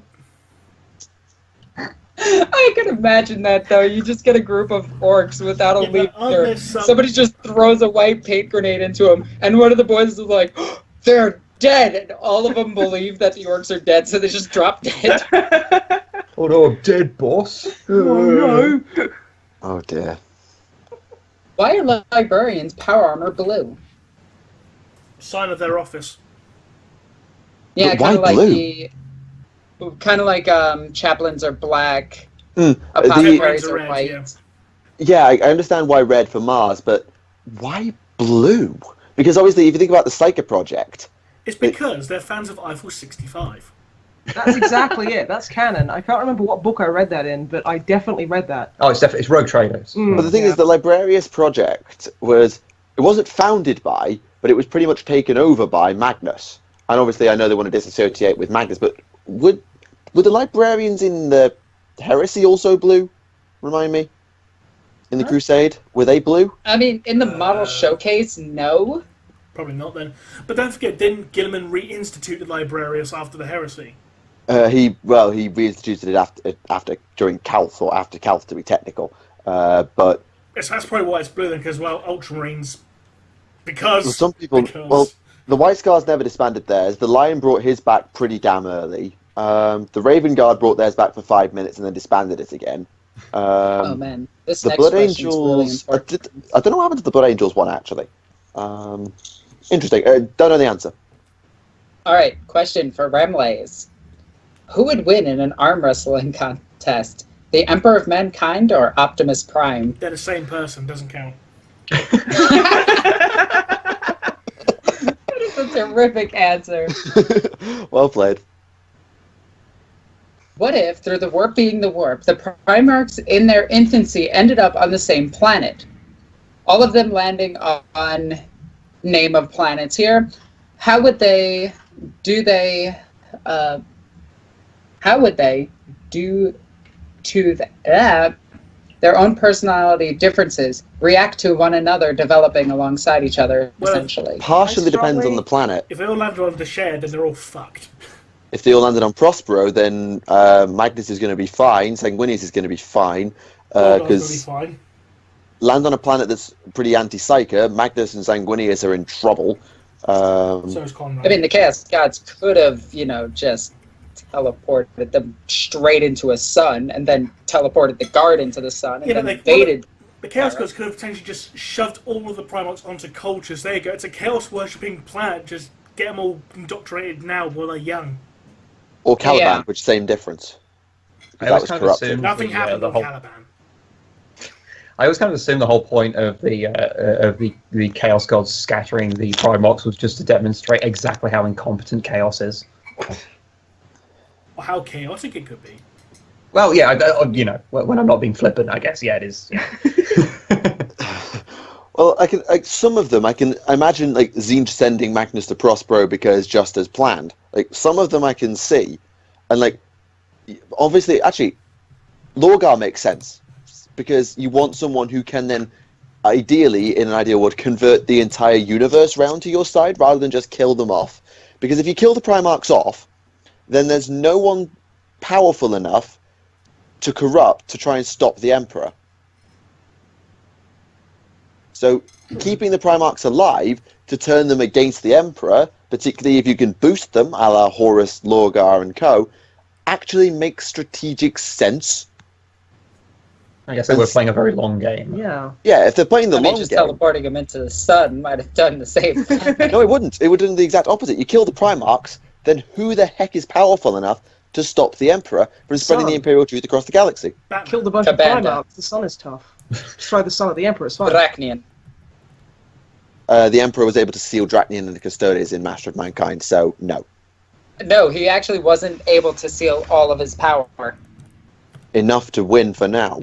And enough the fact Yeah, that but Dracnian's stuck Dracnian inside almost a sword. killed him. Also, the Emperor was on a time limit because they only had 1 day, because there was only 1,000 souls keeping the Golden Throne going. Actually, can I raise that point? 1,000 souls were sacrificed by the Sisters of Silence to power the Golden Throne for a day, so the Emperor could get off it and go and kick some ass in the webway. Yeah.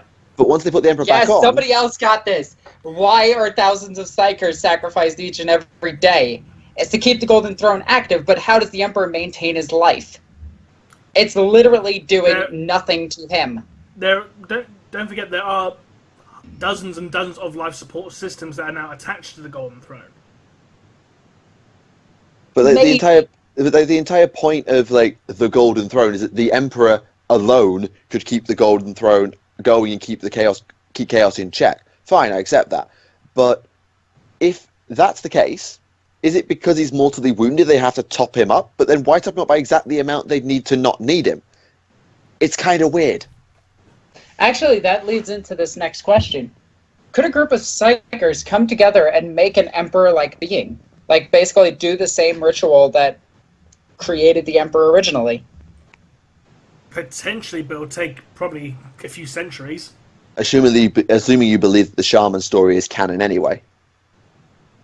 Well, there's nothing to disprove it at this point, really, is there? There's nothing to prove it either, but... Basically, if it's not been outright said that this is not canon, then it's still canon, in my eyes. True, but like, there's been counter theories put out, I'm Psycho sure. saw that. God damn it. Was that? I forgot to delete the picture. Oh, God damn it. I'll delete that later. I'm not even worried right now. anyway, next. Who'd win in Siege Warfare? Iron Warriors versus Death Corps of Krieg. Iron Warriors every time. I'd give it to the Death Corps. No. Yes, yeah. No, The Iron no. Warriors were essentially the Death Corps if they were Space Marines. So, Iron Exactly. Warriors. The Iron Warriors Yeah, I gotta can't agree. lose that fight. Nope, Death Corps looks cooler. Hazard strikes are stupid. That's not a valid I argument like the anyway. idea of Yes, them it showing is. up They have behind to be each other and worried just going, about their weaponry. just not dressed right. And They're then just all safety the iron conscious. hands flying down. There's nothing wrong with being safety conscious. That's just practicality. Caution, Blades. Caution, I have a power fist. Yeah, it's basically saying don't step on this power fist, you might hurt your foot. Mhm. And let's be honest, in a siege warfare where, you know, in trenches where everything's muddy, you want to be able to find your equipment. Something that's bright yellow and stripy, so, oh, there's my sword. This is valid. I don't think I've ever seen an Iron Warrior with his sword with like bright hazard stripes on it. You but, haven't seen enough then. I guess I haven't looked enough. Yellow is stupid. Dear. Just Anyway, putting next. that out there. That's what would happen. Can the Death Watch become?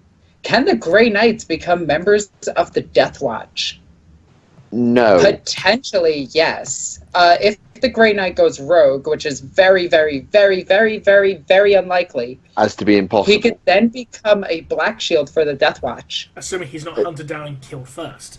Oh, yeah. Let's make Yes. a point that that in 10,000 years, no Grey Knight has fallen to corruption of any sort or left the Order That's other not than true. in death. That's not Yes, true. it has.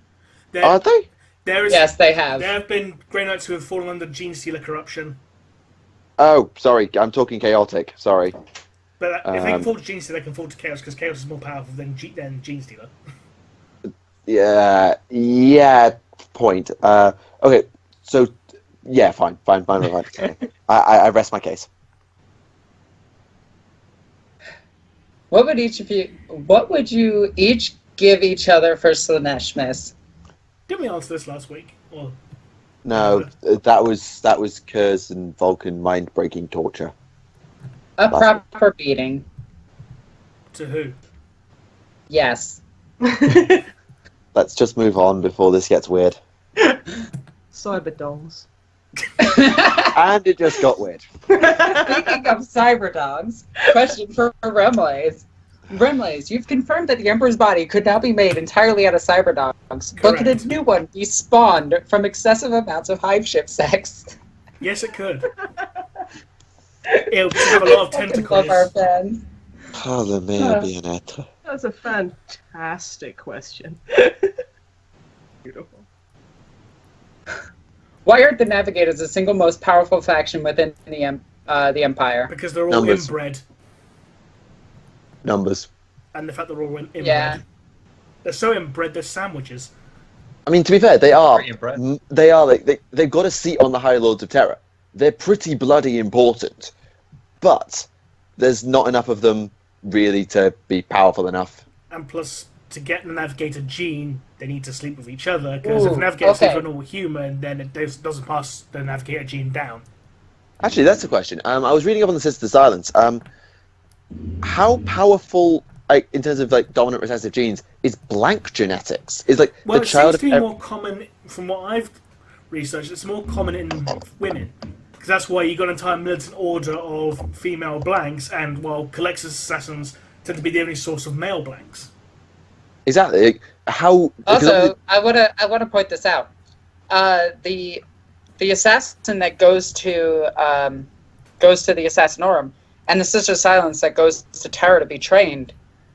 The funny thing about them is they're both like normal-ish humans. We don't know their mutations or anything aside from the gene itself. Yeah, because we do know that the Emperor has manipulated the gene. He has tried to clone it.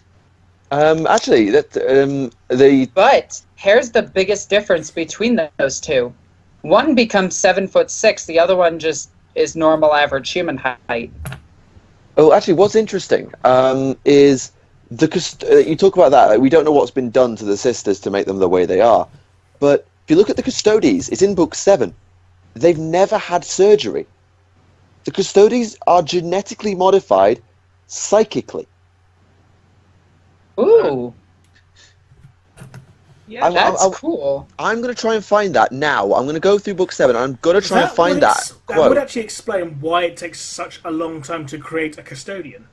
And why it Could doesn't that happen also anymore. be the same thing for the Faith and the Sisters of Battle, for how they wield like heavy bolters and shit unassisted? That's because of the power armor. Power armor. Their power armor has no internal skeleton. It doesn't. It still provides It's still got additional strength. servos, doesn't it? It must have some servos. No, it doesn't. It does. It's strictly power armor. Power armor also conveys additional strength. Hopefully. It does. But in It all the does. books that I've read about the sisters, they've never stated that. Well, power armor by definition is powered armor. It's supposed to increase strength. That's like Yeah. its default That's it. thing. That's its gimmick. Although It's Sisters just of Battle also don't have the reactor jets on the back of the backpack to stabilize them. Yeah, but don't forget they're also wearing a lighter pattern of power armor as well. It's not the same grade as the Astartes pattern power armor because it's just not as big. It's not 8 foot tall for one thing, and it doesn't weigh. an That's extra true. ton. But it's one of those things, it's like, how the hell did they properly wield Right. their power Okay, armor? I've got the quote. But anyway, So it goes as such. Not then for the Legio Custodes the pattern of surgical grafting and organ implantation that creates a space marine. No such crudities of augmentation at all mar the custodian. What creates them is as invisible as it is potent, works upon the core genetics and at a deep cellular level, perhaps tailored to each inductee. There are those who insist that so invisible and yet so powerful this process is that it crosses over into a metaphysical realm of biomancy and psychic manipulation on a level unguessed at. Given that it's said the Emperor himself has overseen the creation of every custodian guard who has ever lived, this may well be true. Also, Alexis, in regards to Sister Battle power armor increasing strength, the Dark Heresy Blood of Martyrs book apparently details it. I will have to check that one Apparently, it's out. on page 118. I will write that down. This one is addressed to me, but I think Michael will get a kick out of this. Oh god. Do you think Warhammer should be balanced? It can't be. My answer? No, it should not be. It cannot be. I made a video Can't be about it. balanced. Yeah, I made a video about it in 7th edition. Even no matter how well they internally balance the game, we will break it. That's just the way we are. Do you remember I when, said- Far too many moving parts to not have something like that be exploitive. It's just never going to happen. I just find it funny. Do you remember when demons first became their own army in Warhammer Fantasy, and the meta was so broken because of they had to release a brand new edition to fix it? Yep. Before my time, I'm afraid. It's Question to Remlays. Oh, How come you don't like Angels Exterminatus? These two Primarchs on a road trip books always have some funny moments in them. it just has such a dreadfully slow opening. I just could not get into it. I could not get invested. I mean, conceptually, it's a cool idea, to see, the origins of Pertwee when he's like climbing up that mountain, going like, But it was just so much of a slog. I mean, it's not as bad as Descent of Angels because that book was just terrible. That book was garbage. Descent of Angels is the worst Horus Heresy book I've read. You know, I even Well, I tried mean, listening to an audiobook as well, just in case, but I couldn't even get through the first couple of chapters. It was dreadful. Well, I mean, if you look at what actually happens in Angel Exterminatus, like the amount of stuff that goes on, like Oh yeah, Fulgrim I'm not denying all the shit that goes down, like Fulgrim ascending to demonhood and all that. But it's just such. It's written in such a way you cannot get excited or invested. I feel. Right. Okay, I can follow that logic. Like it's just boring. I mean, you can have all this stuff happening, but if it's written down in such a dreadful way, you can't get invested. It's just boring. Fair enough. Again, not as Okay. boring as Saint of Angels, because that was shit. Question: could the Eldar gods be warp super weapons created with psychic technology? Not No. anymore. They weren't born of the warp, were they? We don't know what created them, actually. Well, Yeah. Well, there's a couple of theories. Some believe that the Eldar gods are, in fact, or were, in fact, old ones. Some believe they were just these psychic reflections of how the Eldar viewed the old ones that took their own life as gods. Because, as we know, warp emotions, belief, etc., amplification, birth to new entities. And with what's happened with, Inyad, who seems to be, born of the warp as well. Well, a part of him is, at least. I don't know. They go on to explain that all the legends say that the gods walked amongst them. Their avatars are both demons. So it also explained the why the old Necron gods created walked the amongst- pylons to weaken the old Eldar gods' powers. The The old whole- gods. Old ones. The whole gods walked among them thing is commonly associated as myth, because it's based around the war in heaven. The Eldar war in heaven, not the Necron war in heaven. Because there's two tales, and one has that the gods live among the mortals, and the other they don't. It's kind of weird. So we can't know for sure whether they walked among mortals at all. Unless you actually go down to Nurgle's house and ask Isha herself. Good luck doing And that. the No, other doesn't- question is there any member of TTS Remley's Cat Mimic? Probably. Probably. I doubt it. All of them. Can a Space Marine get fat? Yes. It's just If very hard they- to. Yeah, well, I mean, Look given at Plague that, Marines, they're all fat. Yeah. in theory, yes. In practice, no. They're all Plague bloated Marines, because of like yucky stuff. Plague Marines are fat. Don't discriminate. Big is beautiful. They're fat with a pH. Exactly. Deary me. Plaguey B. Can a normal Astartes be upgraded to a Primaris Marine? Yes, they can. Let's stretch the legs a bit.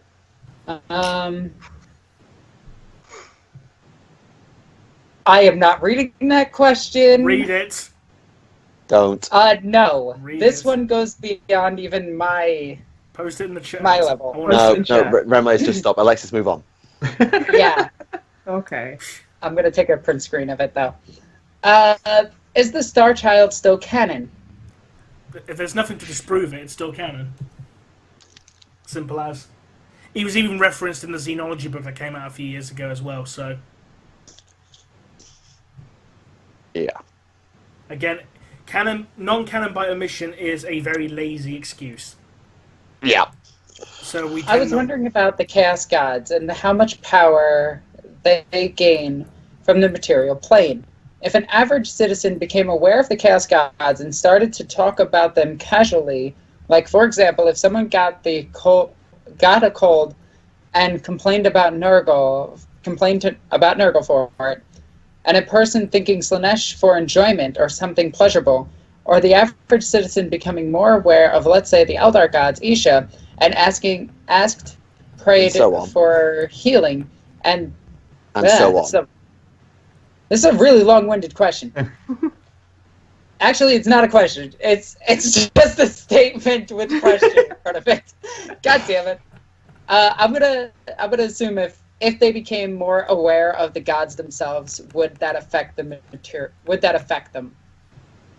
It I might get say them. no because it's mass amounts of certain behaviors that It's dropping leads the to ocean god's stuff. powers. It's dropping. The gods wouldn't notice. It's dropping the ocean stuff. Plus the planet might might get- get bombed. So you're worshipping Chaos Gods. Oh, well, it's time to bomb the planet. Bomb. Yeah. Nuke it from orbit. It's the only way to be sure. Only way to be sure. Mostly. Okay, so this is a weird one. If female Space Marines were to be added to the 240K, how would you make them unique? I would put them in Primaris Space Marine armor, and they would never take off their helmets. They would just be referenced as female. And there would be no difference to the lore in any way whatsoever. Just treat them exactly the same as you would a regular Space Marine. Exactly. So Space Marine's a Space Marine. Well, there's that really old. It's not official or anything. It was in like an old magazine, an old third-party magazine that did the Little Sisters of Purification. Oh God! Please do not poke the bear on that one. Oh no! All I was going to say is that it says when it says on like the modelling advice on that it just says they look like regular Marines because all of the type of armor that sisters wear and that Sisters of Battle wear that's They're purely like also ceremonial, like Space Marine armor would be Space Marine armor. In a poster for a Let's Paint section in 2004, and even in a book very recently, they show a picture of them, never saying who they are, and they just say underneath it, a lot of chapters from this era were destroyed. So it's like, they're gone. Okay, they were canon, now they're dead. Or, we're not going to admit that this is what you think it is. So they got squatted. Yeah, pretty much. P.S. 2 episodes ago, I asked about what fan fiction you guys would want about yourselves, but you never actually answered it. Actually, we did. There's a reason why. No, we did. Me and Remlaze is working on a series that explains all of our characters and the background stories to them. Indeed. I'm gonna write so much fan fiction about you guys. Oh God. Do it, you won't. Coffee shop AUs. What is your favorite example of orc slang nicknames? Deadard. Git. Git's a good one. I know. Was it like Beaky Boys? I find it hard to argue with Beakies. Pansies. Beakies is Pansies for Eldar. That's a good one. Yeah, out of you three, which is the most dominant one? What's that? Oh, God damn it. I should probably read these before I read them out. Subtext. I didn't even hear a word of that. Okay. I'll continue reading it then. Out of all three of you, who is the most dominant one? Then from there is Ego and Rems and very interesting couple. Then from there, are you both enjoying Michael's suffering? That's a question. I'm just going to go ahead and move on and say that I'm the most dominant one. Probably for the best overall. Mm-hmm. If you guys got conscripted into the Guard, which regiment would you be serving The one under? that they put us into, because it's conscription. Pretty much. Well, yeah. No, come on, take a leap. Well, Sorry. Pick a you can- damn Guard branch. We can only be conscripted with part of the PDF. Because that's where the guardsmen are pulled from. It's part of Planetary Ties. Oh, it's always out of PDF. I didn't know if they had to go out. They could go out the civilian populace too. Yeah, fair enough. It might depend on certain worlds, but generally it's through the PDF. They basically planetary governments give some of the PDF as part of their Planetary Ties to join the Guard. Yeah, fair enough. See, Do part of me Space just Marines wants ever to. retire? Oh, sorry. What? Say again. Okay. And I was going to say if you could select what guardsman you come from, there's an old picture. I think it's from a Fantasy Flight book of a Necromundan guard. Yep. Oh, the That's spiders. new. Yeah, I as someone that has played in a punk band for many years, like having a punk guardsman thing is like, yeah, no, that's something I want. Yeah, definitely. I'd pick Vistorian, because I like them. Yeah. Or Elysian. Announce it, but yeah. Hmm? It's Do Space Frostroya. Marines ever retire? The nearest thing that I've seen to retirement is the Salamander's Ritual Suicide. But as far as I'm aware, no, they don't. The only other Like I say, example they probably die before they even get to retirement age. The only other Well, example yeah. I can think of was Cloud Runner and the surviving 5 Deathwing Terminators, but it wasn't so much retirement, just as much of just abandoning the chapter and take our Terminator suits with us.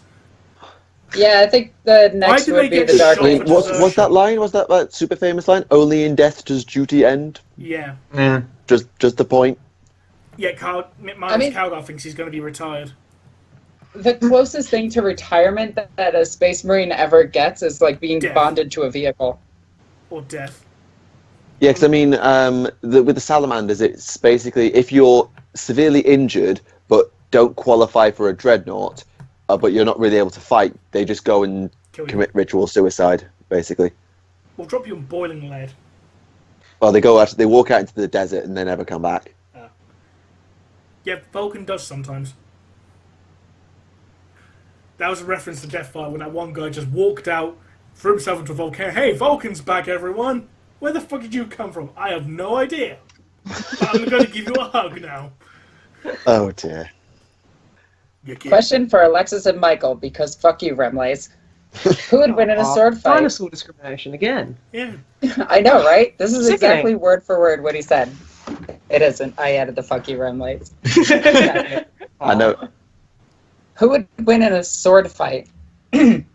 Karn or Felgrim? Well, I Khan mean, doesn't use in a swords. flat-out sword fight, like Karn doesn't have his axe. Felgrim. This is Khan Jagtai, not Khan the Betrayer. Right. Nope. It just says Karn. It's spelt with an Is it, I know. Is it gone? I already I know. missed the question, and I gave my answer. Khan! No, but Yeah, I Jagtai gotta Khan go- I versus gotta go Felgrim? for- Felgrim. Fulgrim Sorry. should win. We'll wait for Khan to get his rules and then we'll find out for sure. Oh yeah, we're still waiting for him, aren't we? Khan, He's Johnson. Alfarius, who's had his I'm rules talking about rules. Models is one thing, rules is another. Sanguinius, Johnson, and Khan, I think, are the only rules we're waiting for. Do we have Dawn's rules? Question for Alexis. Yeah, Dawn's got Okay. rules. Did Slanesh actually kill the Eldar gods, or did she just devour them and they are still alive? They were described as being killed. Yeah, they were one of the few creatures in all of the fluff to actually be described as, well, for their being killed, because like the Satan were shattered. So The was Avatar Cain. was shattered. Cain. Yeah, literally, Yeah, but- the only Eldar gods not to be killed were Cain, Isha, and Shagorak. I don't Yeah. know why I thought Vol survived for some reason. I know he didn't, but for some reason I thought Vol survived. I think he was the why. first one to die because Cain beat the shit out of him so badly, left him crippled and chained to his anvil. Yes, that did happen. So that's what you get for giving me a normal fucking butter knife and my swords, you bastard. That was the War in Heaven, actually. That's one of the The myths of Eldar the War War in in Heaven. Heaven. Yeah, the Eldar one. I always have to specify which one it is. Blame Games Workshop for giving two different events the same fucking name. Writing's hard, you Question guys. for Michael. Oh God. I always get Why do you scared when love the Inquisition so much? I don't. No, the but Inquisition, expects the Inquisition. the Inquisition are borderline incompetent at times and idiotic at others. Hey, Like when it, others, not always. Thank Some you. of them are at least semi-competent, but most of the time they're just overzealous, overreactive, and potentially downright stupid. I mean, you have your origins. Yeah, and those from- ones put a skull on their face. hey! Excuse me. Who beat the shit out of you and bound you to me? Fuck off. Remlays, Yeah. that sentence really needed a rethink. That's No, what it happens is- in the it story. is That's what happens in the exactly story. in That that sentence context. really needed a rethink. Nope. Totally It is fine. perfect. She got stuck right in between her shoulder blades. Anyway. You'll see in part 4, ladies and gentlemen. Question: Would you like to see body pillows of your characters and/or yourself? Answer: No. Yes, because I'm Yes. that egotistical. No. Well, considering Yep. people already Would sent you me like to sexy- have body pillows of a particular character from 40K? If so, who? Okay, well, Yes. This motherfucker. considering the fact that people have sent me sexy art of my avatar, I'm Oh surprised. God. Yeah. I'm actually getting that sized for a body pillow for somebody to send to you. Oh, for God's sake. Don't worry, Michael. I didn't forget about you. Oh, shut up. And in regards to a 40k character, it was plainly got to be Lotara Sarin, hasn't it? Who else could it be? Exactly. Honestly, Oh, foxtrot, Oscar. Pilgrim. People who don't speak Like, British oh will my god, probably you could do have that. Fulgrim, but one side is like his beautiful normal form, and then you flip it over to his demon form. Ooh. Why don't you think big and have like a Gazkul body pillar? Oh. No, what you Oh, can that'd do, hold you right. what you can do for Fulgrim, because obviously his demon form's like a snake, you can get like one of those Monster Musume pillows of the snake gal, and just have like a big 50 Oh my god, pillow yes. of Fulgrim. Oh, that sounds perfect. So you can have it Somebody wrapped around you. get that for me, and I will love you. That's be really boring and just be like, oh, Russ. Because he's a No, big I fuzzy know love boy. exactly. I know exactly who I would get for Michael. Shadow Here we Sun. go. It would have to be just sexy Shadow Sun. I thought you'd have Sexy Lilith Lilith. Hesperax. No, I like Lilith. You know what the best part of this is? The question actually, a response to the question would be that Michael would have a nervous response. And then sigh in disappointment. Yep. You just have to embrace this type of stuff. The moment you put your It's voice on the 22. internet, It's you know, 22 episodes. I've got as far as I'm going to get with it. I'm not doing a New Orca accent. Sam Walker. God, not here. this again. Question Not for this again. Michael. Oh no. Ooh, this is an important one. This is actually a serious one. Bloody hell. Will you do Alexis's intro? You know that Snipe and Wib thing about every time they ask for Ultimate Apocalypse, they knock it back 3 months. I'm not reading this question. Boo. Good. It has Magnus involved. Oh, it might have been a legit one then, never mind. No, it's addressed to me. It is not a legit one. Is it about the thing you posted in the chat, that Thunder Cycle rated 10 out of 10? Yes. Ah. Which means there's now probably going on a TTS chat. Basically, will the Legion of the Damned have Primaris Marines? Short answer, no. Yeah, no. Long answer, no. Will I ever be loved? Aw, this poor guy. Is that Mortarian? I will give you a heart. Do you think love can bloom on the battlefield? Oh god. It can, it's canon. It's canon. Oh. It's canon. That reaction. Ooh, question for Remlays. Has the Imperium ever built a chapter using stored gene stock from the second founding chapter that have been destroyed, i.e., well, you know, the two that fled The Lost or Legions. died? Officially, not as I'm aware, but canonically, yeah, there's loads, because that's the whole point of the two Lost Legions. Make your own legions, essentially, make your own backstories. But The next question is one that me and Remlays answered already because we were excited about this one. how big is Batista's dick? Oh my god. Asking the real questions here. If any of you have never watched kayfabe commentaries, you wouldn't get the reference. But anyway, Now that Michael and Alexis have had a few games now, what rules or interactions would you chop up need to be basically changed? Transports. The transport interactions are weird right now. I don't mind transports. Change up First Blood to First Strike, and that's about it. I like First Strike better. I like turtles.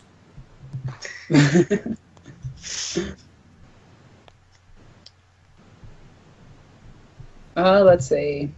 If a recruit eats enough psychers, could they then be swayed by the Chaos Gods? Yes. They don't need psychers to become corrupted. You do realize that Yeah. any sentient being with a soul can be corrupted by chaos. I'm still waiting for our Chaos Tau armies. Give it time. Ooh, question for Michael. Uh-oh. What do you Something think of the new Crudox Rider rules? I haven't really looked at them because I've never been that fussed for Kroot. Like, I've got a bot. I might play normal Kroot in my army, but I wouldn't like go and get the other Kroot stuff. So I haven't really looked, but it's in the Tau book. So probably right now it's okay for Tau, but probably bad on the main stage. Crew lives matter. Yeah, hashtag free the crew, man. I mean, you just have to. Like, just let them get some air every once in a while. Poor Cruties. Yeah, see, you're just mean, Michael. Yeah. Poor No Cruties argument hanging there. out in their business and the big mean towel come in and just stamp all over them like big meanies. Take the ball away and Whilst allowing them to do mercenary work for other races all the entire time. I've argued this 100 times. Let's move on. Yeah, Species. 100 times. Mm-hmm. Speciesist. I'm just messing with you. Can Chaos Space Marine fleets engage Imperial ships in the warp? Yes? Yes.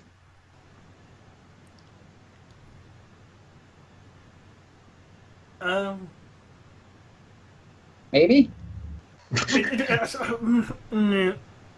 I'm not sure because isn't the Well, war considering- so tumultuous that it's pretty much impossible to do anything that'll just go stupidly fast. Well, I mean, you've got like people who There's set a up. reason why people tend to have void battles rather than warp battles. Well, Yeah. hang on.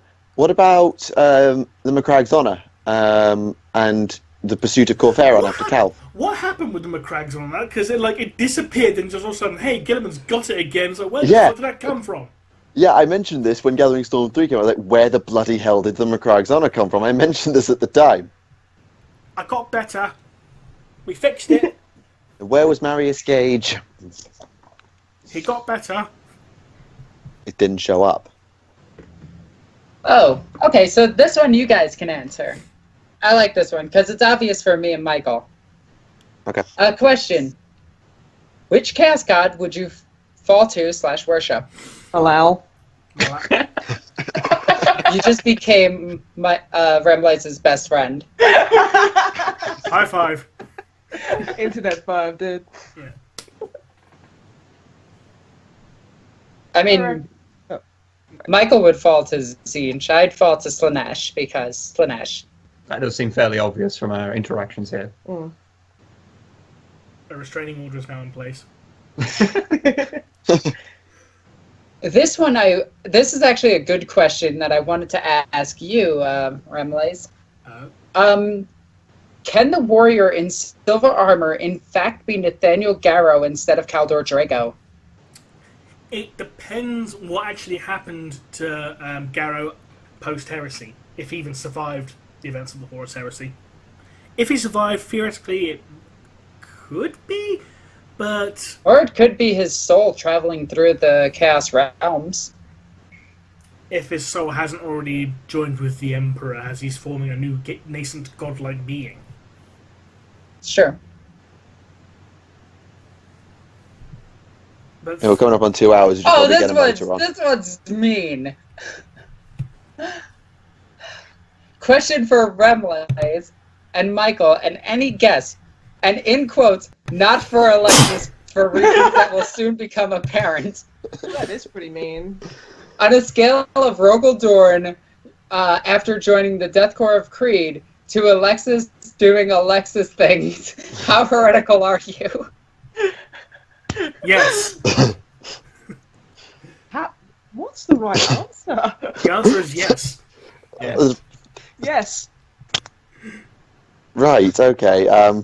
Just saying, we're coming up on 2 hours. Probably get a motor on. All right. I'm just gonna look for good questions really quickly. What would happen if a Crute ate Michael? I'm pretty sure Michael would moan a little bit. Moving on. Enslave more crew. Low grade complaining. Where's the best place to punch an orc? With his teeth. Yeah, exactly. Actually, yes. Yeah, it's, That's it's, actually the right answer. We're physically assaulting him and mugging him at the exact same time. So, Yep. so That is the right answer. and plus it actually embarrasses them as well. Oh yeah, Yeah. definitely. Okay, here's a good one. If Call did use Traitor Gene Seed, what would happen if the World Bearer Primaris Marines joined up with the Black Templar? They'd fit right That is in. assuming that their Virgin beliefs with are my within their gear. gene seed, which it's not. Well, it might be. Because, like, the word bearers, the Imperial Heralds pre-Lorgar, were pretty damn zealous. So you could argue that it's partly genetic. But is heresy genetic? If you Those are believe the the real Emperor and Master of questions. Oh, that's Mankind, dangerous yes. There If you you go. believe Master of Mankind, yes. If you believe hard enough, you're an orc. And that is the last question. Awesome. as always, if we didn't read your question for whatever reason, just leave it in the comment in this video with the keyword question in front of it for next time. And make it an actual question, not just a statement. Or just And make it question about body pandas. pillows. More body pillow questions need to be asked. I think we need to petition like Forge World and be like, hey, look, love what you do. You need to produce body pillows. We want contempt for body pillows. We want contempt of body pillows. No. What about Warhammer? Well, Bendable body pillows. They reroll to cuddle. oh, Can we have a Glart Smash Rip body pillow? ooh, that'd be a big cuddly one. Oh, God. What about a battleship itself? Like, Would the Glot Smasher one have little folds as well for his flabby bits? Of course, so you Aw. can fit your arms in to keep it warm. You can also put things in there, like, I don't know, like, you know, tissues, maybe, I don't know, what do people put in pockets? I've completely forgotten what pockets are used for. Phones your and lotions TV and remotes. tissues, of course. Well, Yeah, tissues. Dear, oh, dear. I want to battle. They are the tame version of Carl and Fresh. I love them. We need to keep them. People keep asking me when we're going to do another remix with the fucking cast. Fresh Carl and Nost. I'm Oh, we okay. still haven't done a full Bare Necessities crossover either yet, so No. we've got plenty to do. Yes, Zoran was a bit miffed when I made that joke about it that one time with Thunder. When Thunder was complaining about how long the podcast was, and I said we don't just do the bare necessities. Yeah, I remember that was Thunder reacted like, it was like, oh, you overdid it, but it was funny.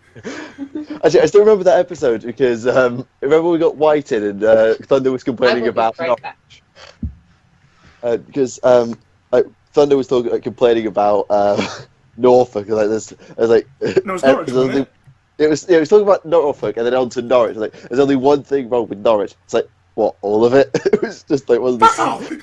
It was really funny. I just remember having to cut a huge chunk of that podcast out because Thunder said something stupid. and then it's just like, oh fuck, I don't want people to hear that. Yeah, I remember that. Oh, bless Thunder. So I think it's now coming up to time for Rant of the Week. So does anyone have anything they'd like to get off their chest? Done mine. Horace Heresy books are amazing. Snipe and Wib. I've already complained about the body pillows and. Oh, there is something. It's a really minor thing, and this is related to something that happened on our channel We do recently. random thieves all the time. They deal with me. Yeah. So we did a video a week ago now about Rogue Trader, and we, Remlaze was in it. Remlaze did a cameo for us, which is very very kind of him. Thank you. It was a glorious video. Thank you. We're not a 40k channel per se. We play video games and we do 40k stuff because we like it as well. So we did a video on Rogue Trader, and all it did, and it invited lots and lots of new people, and it's like one of the most successful things we have ever made. But there's one comment that people keep making, and it's driving me up the goddamn wall, and I'm going to complain about this on every possible place I can, which is, yes, I fucking know it's not a dinosaur. It's a tyrannid, fucking an old school proto tyrannid. We fucking get it. I know. Okay.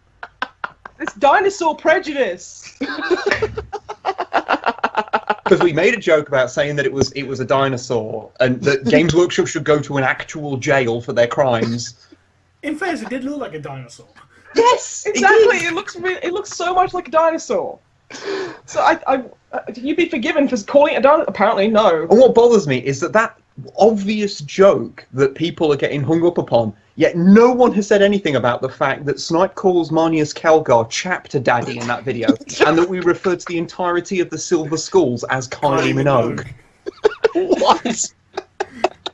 What? Actually, what I was expecting you to say is that there's one comment that's being particularly picky because you made one minor lore error and they're savaging you for it. That's what I was expecting you to say.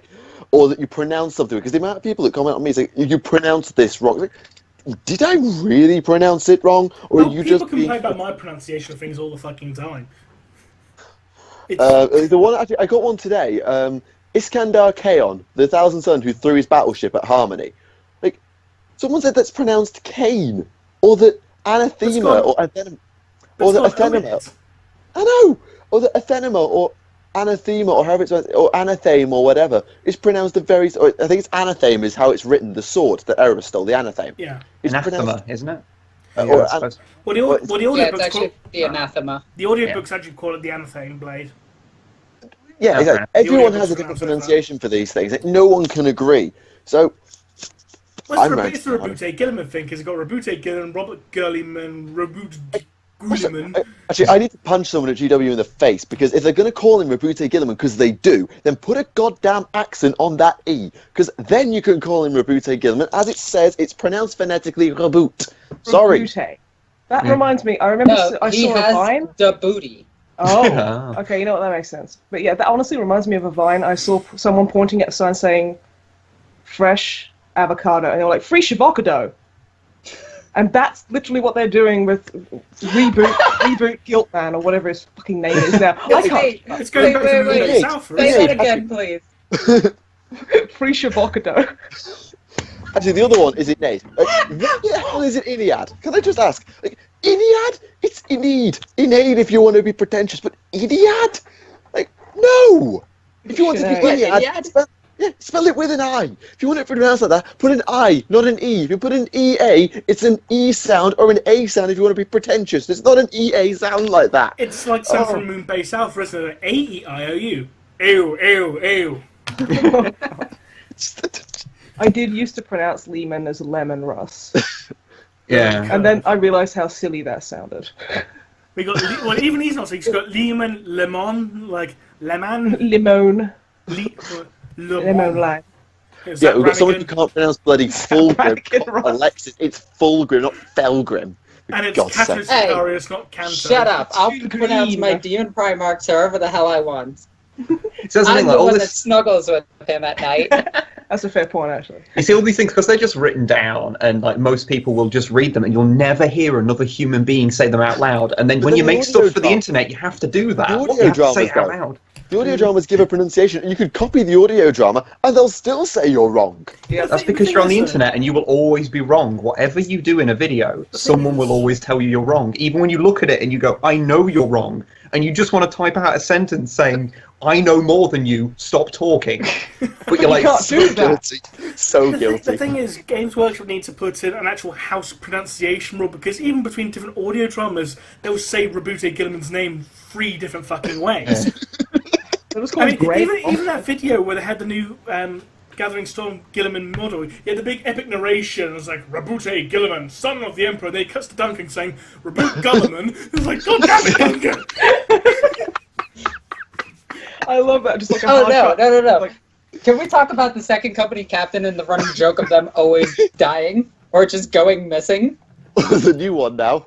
Oh yeah, Yeah, Captain, the new like, second company captain. Oh, what's his name? Like Aragon or something like that now, isn't it? Hang on. Is it in our chat? I think it's in our chat. Might be. But they never talk about like what happens to them. They're just like, oh yeah, Titus Well, left. Well, Okay, it's- I can. well, I'm to be okay fair, the with Space that one. Marine Codex is out next month, so whatever happened to Sicarius, we'll find out pretty damn soon. As far as I'm aware, he's been promoted to Gilliman's honor guard, just so Gilliman can keep an eye on him, because he knows that no one likes Cato Sicarius. Apparently, that's actually a legitimate thing. No one likes Oh, Cato Sicarius, so he's keeping an eye. Ogre So might be dead. he's not dead. No, he actually might be dead. He's not dead. And hear me out on this. In not dead yet. I feel in fine. the destruction of Baal, they say that 11 chapter masters died. Chapter Masters. They're not going to take no, Cato no, Sicarius no. and make him a chapter master of, say, a Blood Angel successor chapter. They're not going to do that. No. No. I'm just saying that Marinus Kalgar is on the table for being dead. Well, that depends if Gilliman went Well, home. Dark Imperium has Calgar in it, and he's actually worried that Gilliman's going to force him to retire or something. That's I mean, it canon. would be cool to see him die to the Swarmlord again. Like, the Swarmlord just sees him, oh, bitch, round 2! Well, there's the Swarmlords on Octarius right now, I think, so... We need a One thing Dagon at a Well, Overlord. any fleet can spawn a Swarmlord. It's all about the Yeah, Dagon true. Overlord. Dagon Overlord better than Swarmlord, sorry. I will agree with that. Dagon And on Overlord that bombshell, On that bouncing bombshell, yes, that's the end of this edition of Adeptus Podcastus. So, thank you very much, everyone who stayed for this entirety of these 2 hours. I'm sure it made absolutely no sense whatsoever. I love the long ones. The long ones are brilliant when we just go off on one. I do really like going off on a long one. I'm sure you do. Yeah. Just gonna repeat exactly what Michael said. I'm sorry that we ended up derailing this for a while and talking about, what was it, like street sharks and shit for a while. Yeah. I'm okay with Guys, this. you're more focused on Fresh and Carl. Is that how I feel low bad will for we Fletcher setting Carl. this bar, Remlace? It's true. Yes, but second to Fresh and Carl on least coordinated is probably not that good. Hey, look, we have very low self-esteem. We'll take any compliment we can get. Anything at all. If you're going to congratulate us for not accidentally setting fire to our own house, we take that. They did set fire to a bowl of cereal once. Yeah, once. I did actually. I think it was That was years a dark time in my life. years ago. I think it was at Christmas. I think it was my dad. Like, asked if I was cooking something for Christmas dinner, and I photoshopped a picture of myself setting fire to a whole tin of peas in a frying pan. No, what it was you with a fry pan with a tin of baked beans in it, hitting it with a whisk. And then do we Photoshop it to be on fire and then send that across? And then your dad, because the Photoshop was apparently so good, he was convinced that you actually somehow managed to set a tin of beans on fire with a whisk. I don't know whether that suggests that he has more faith in me or less. Absolutely none. Oh dear. Oh my god, this is an awesome episode. I loved every minute of it. That was good, yes. So much fun. So, guys, Especially Michael's salt. Oh yeah. Hey, my salt was far less than usual. There was like beautiful grade Michael salt. There was body pillows. There was like Biker Master from Mars at one point. I'm happy. Thank you guys so much for having us on. It's been so much fun. Yeah, thanks for letting us ruin your podcast. Yeah, don't worry, we'll come and ruin yours at some point.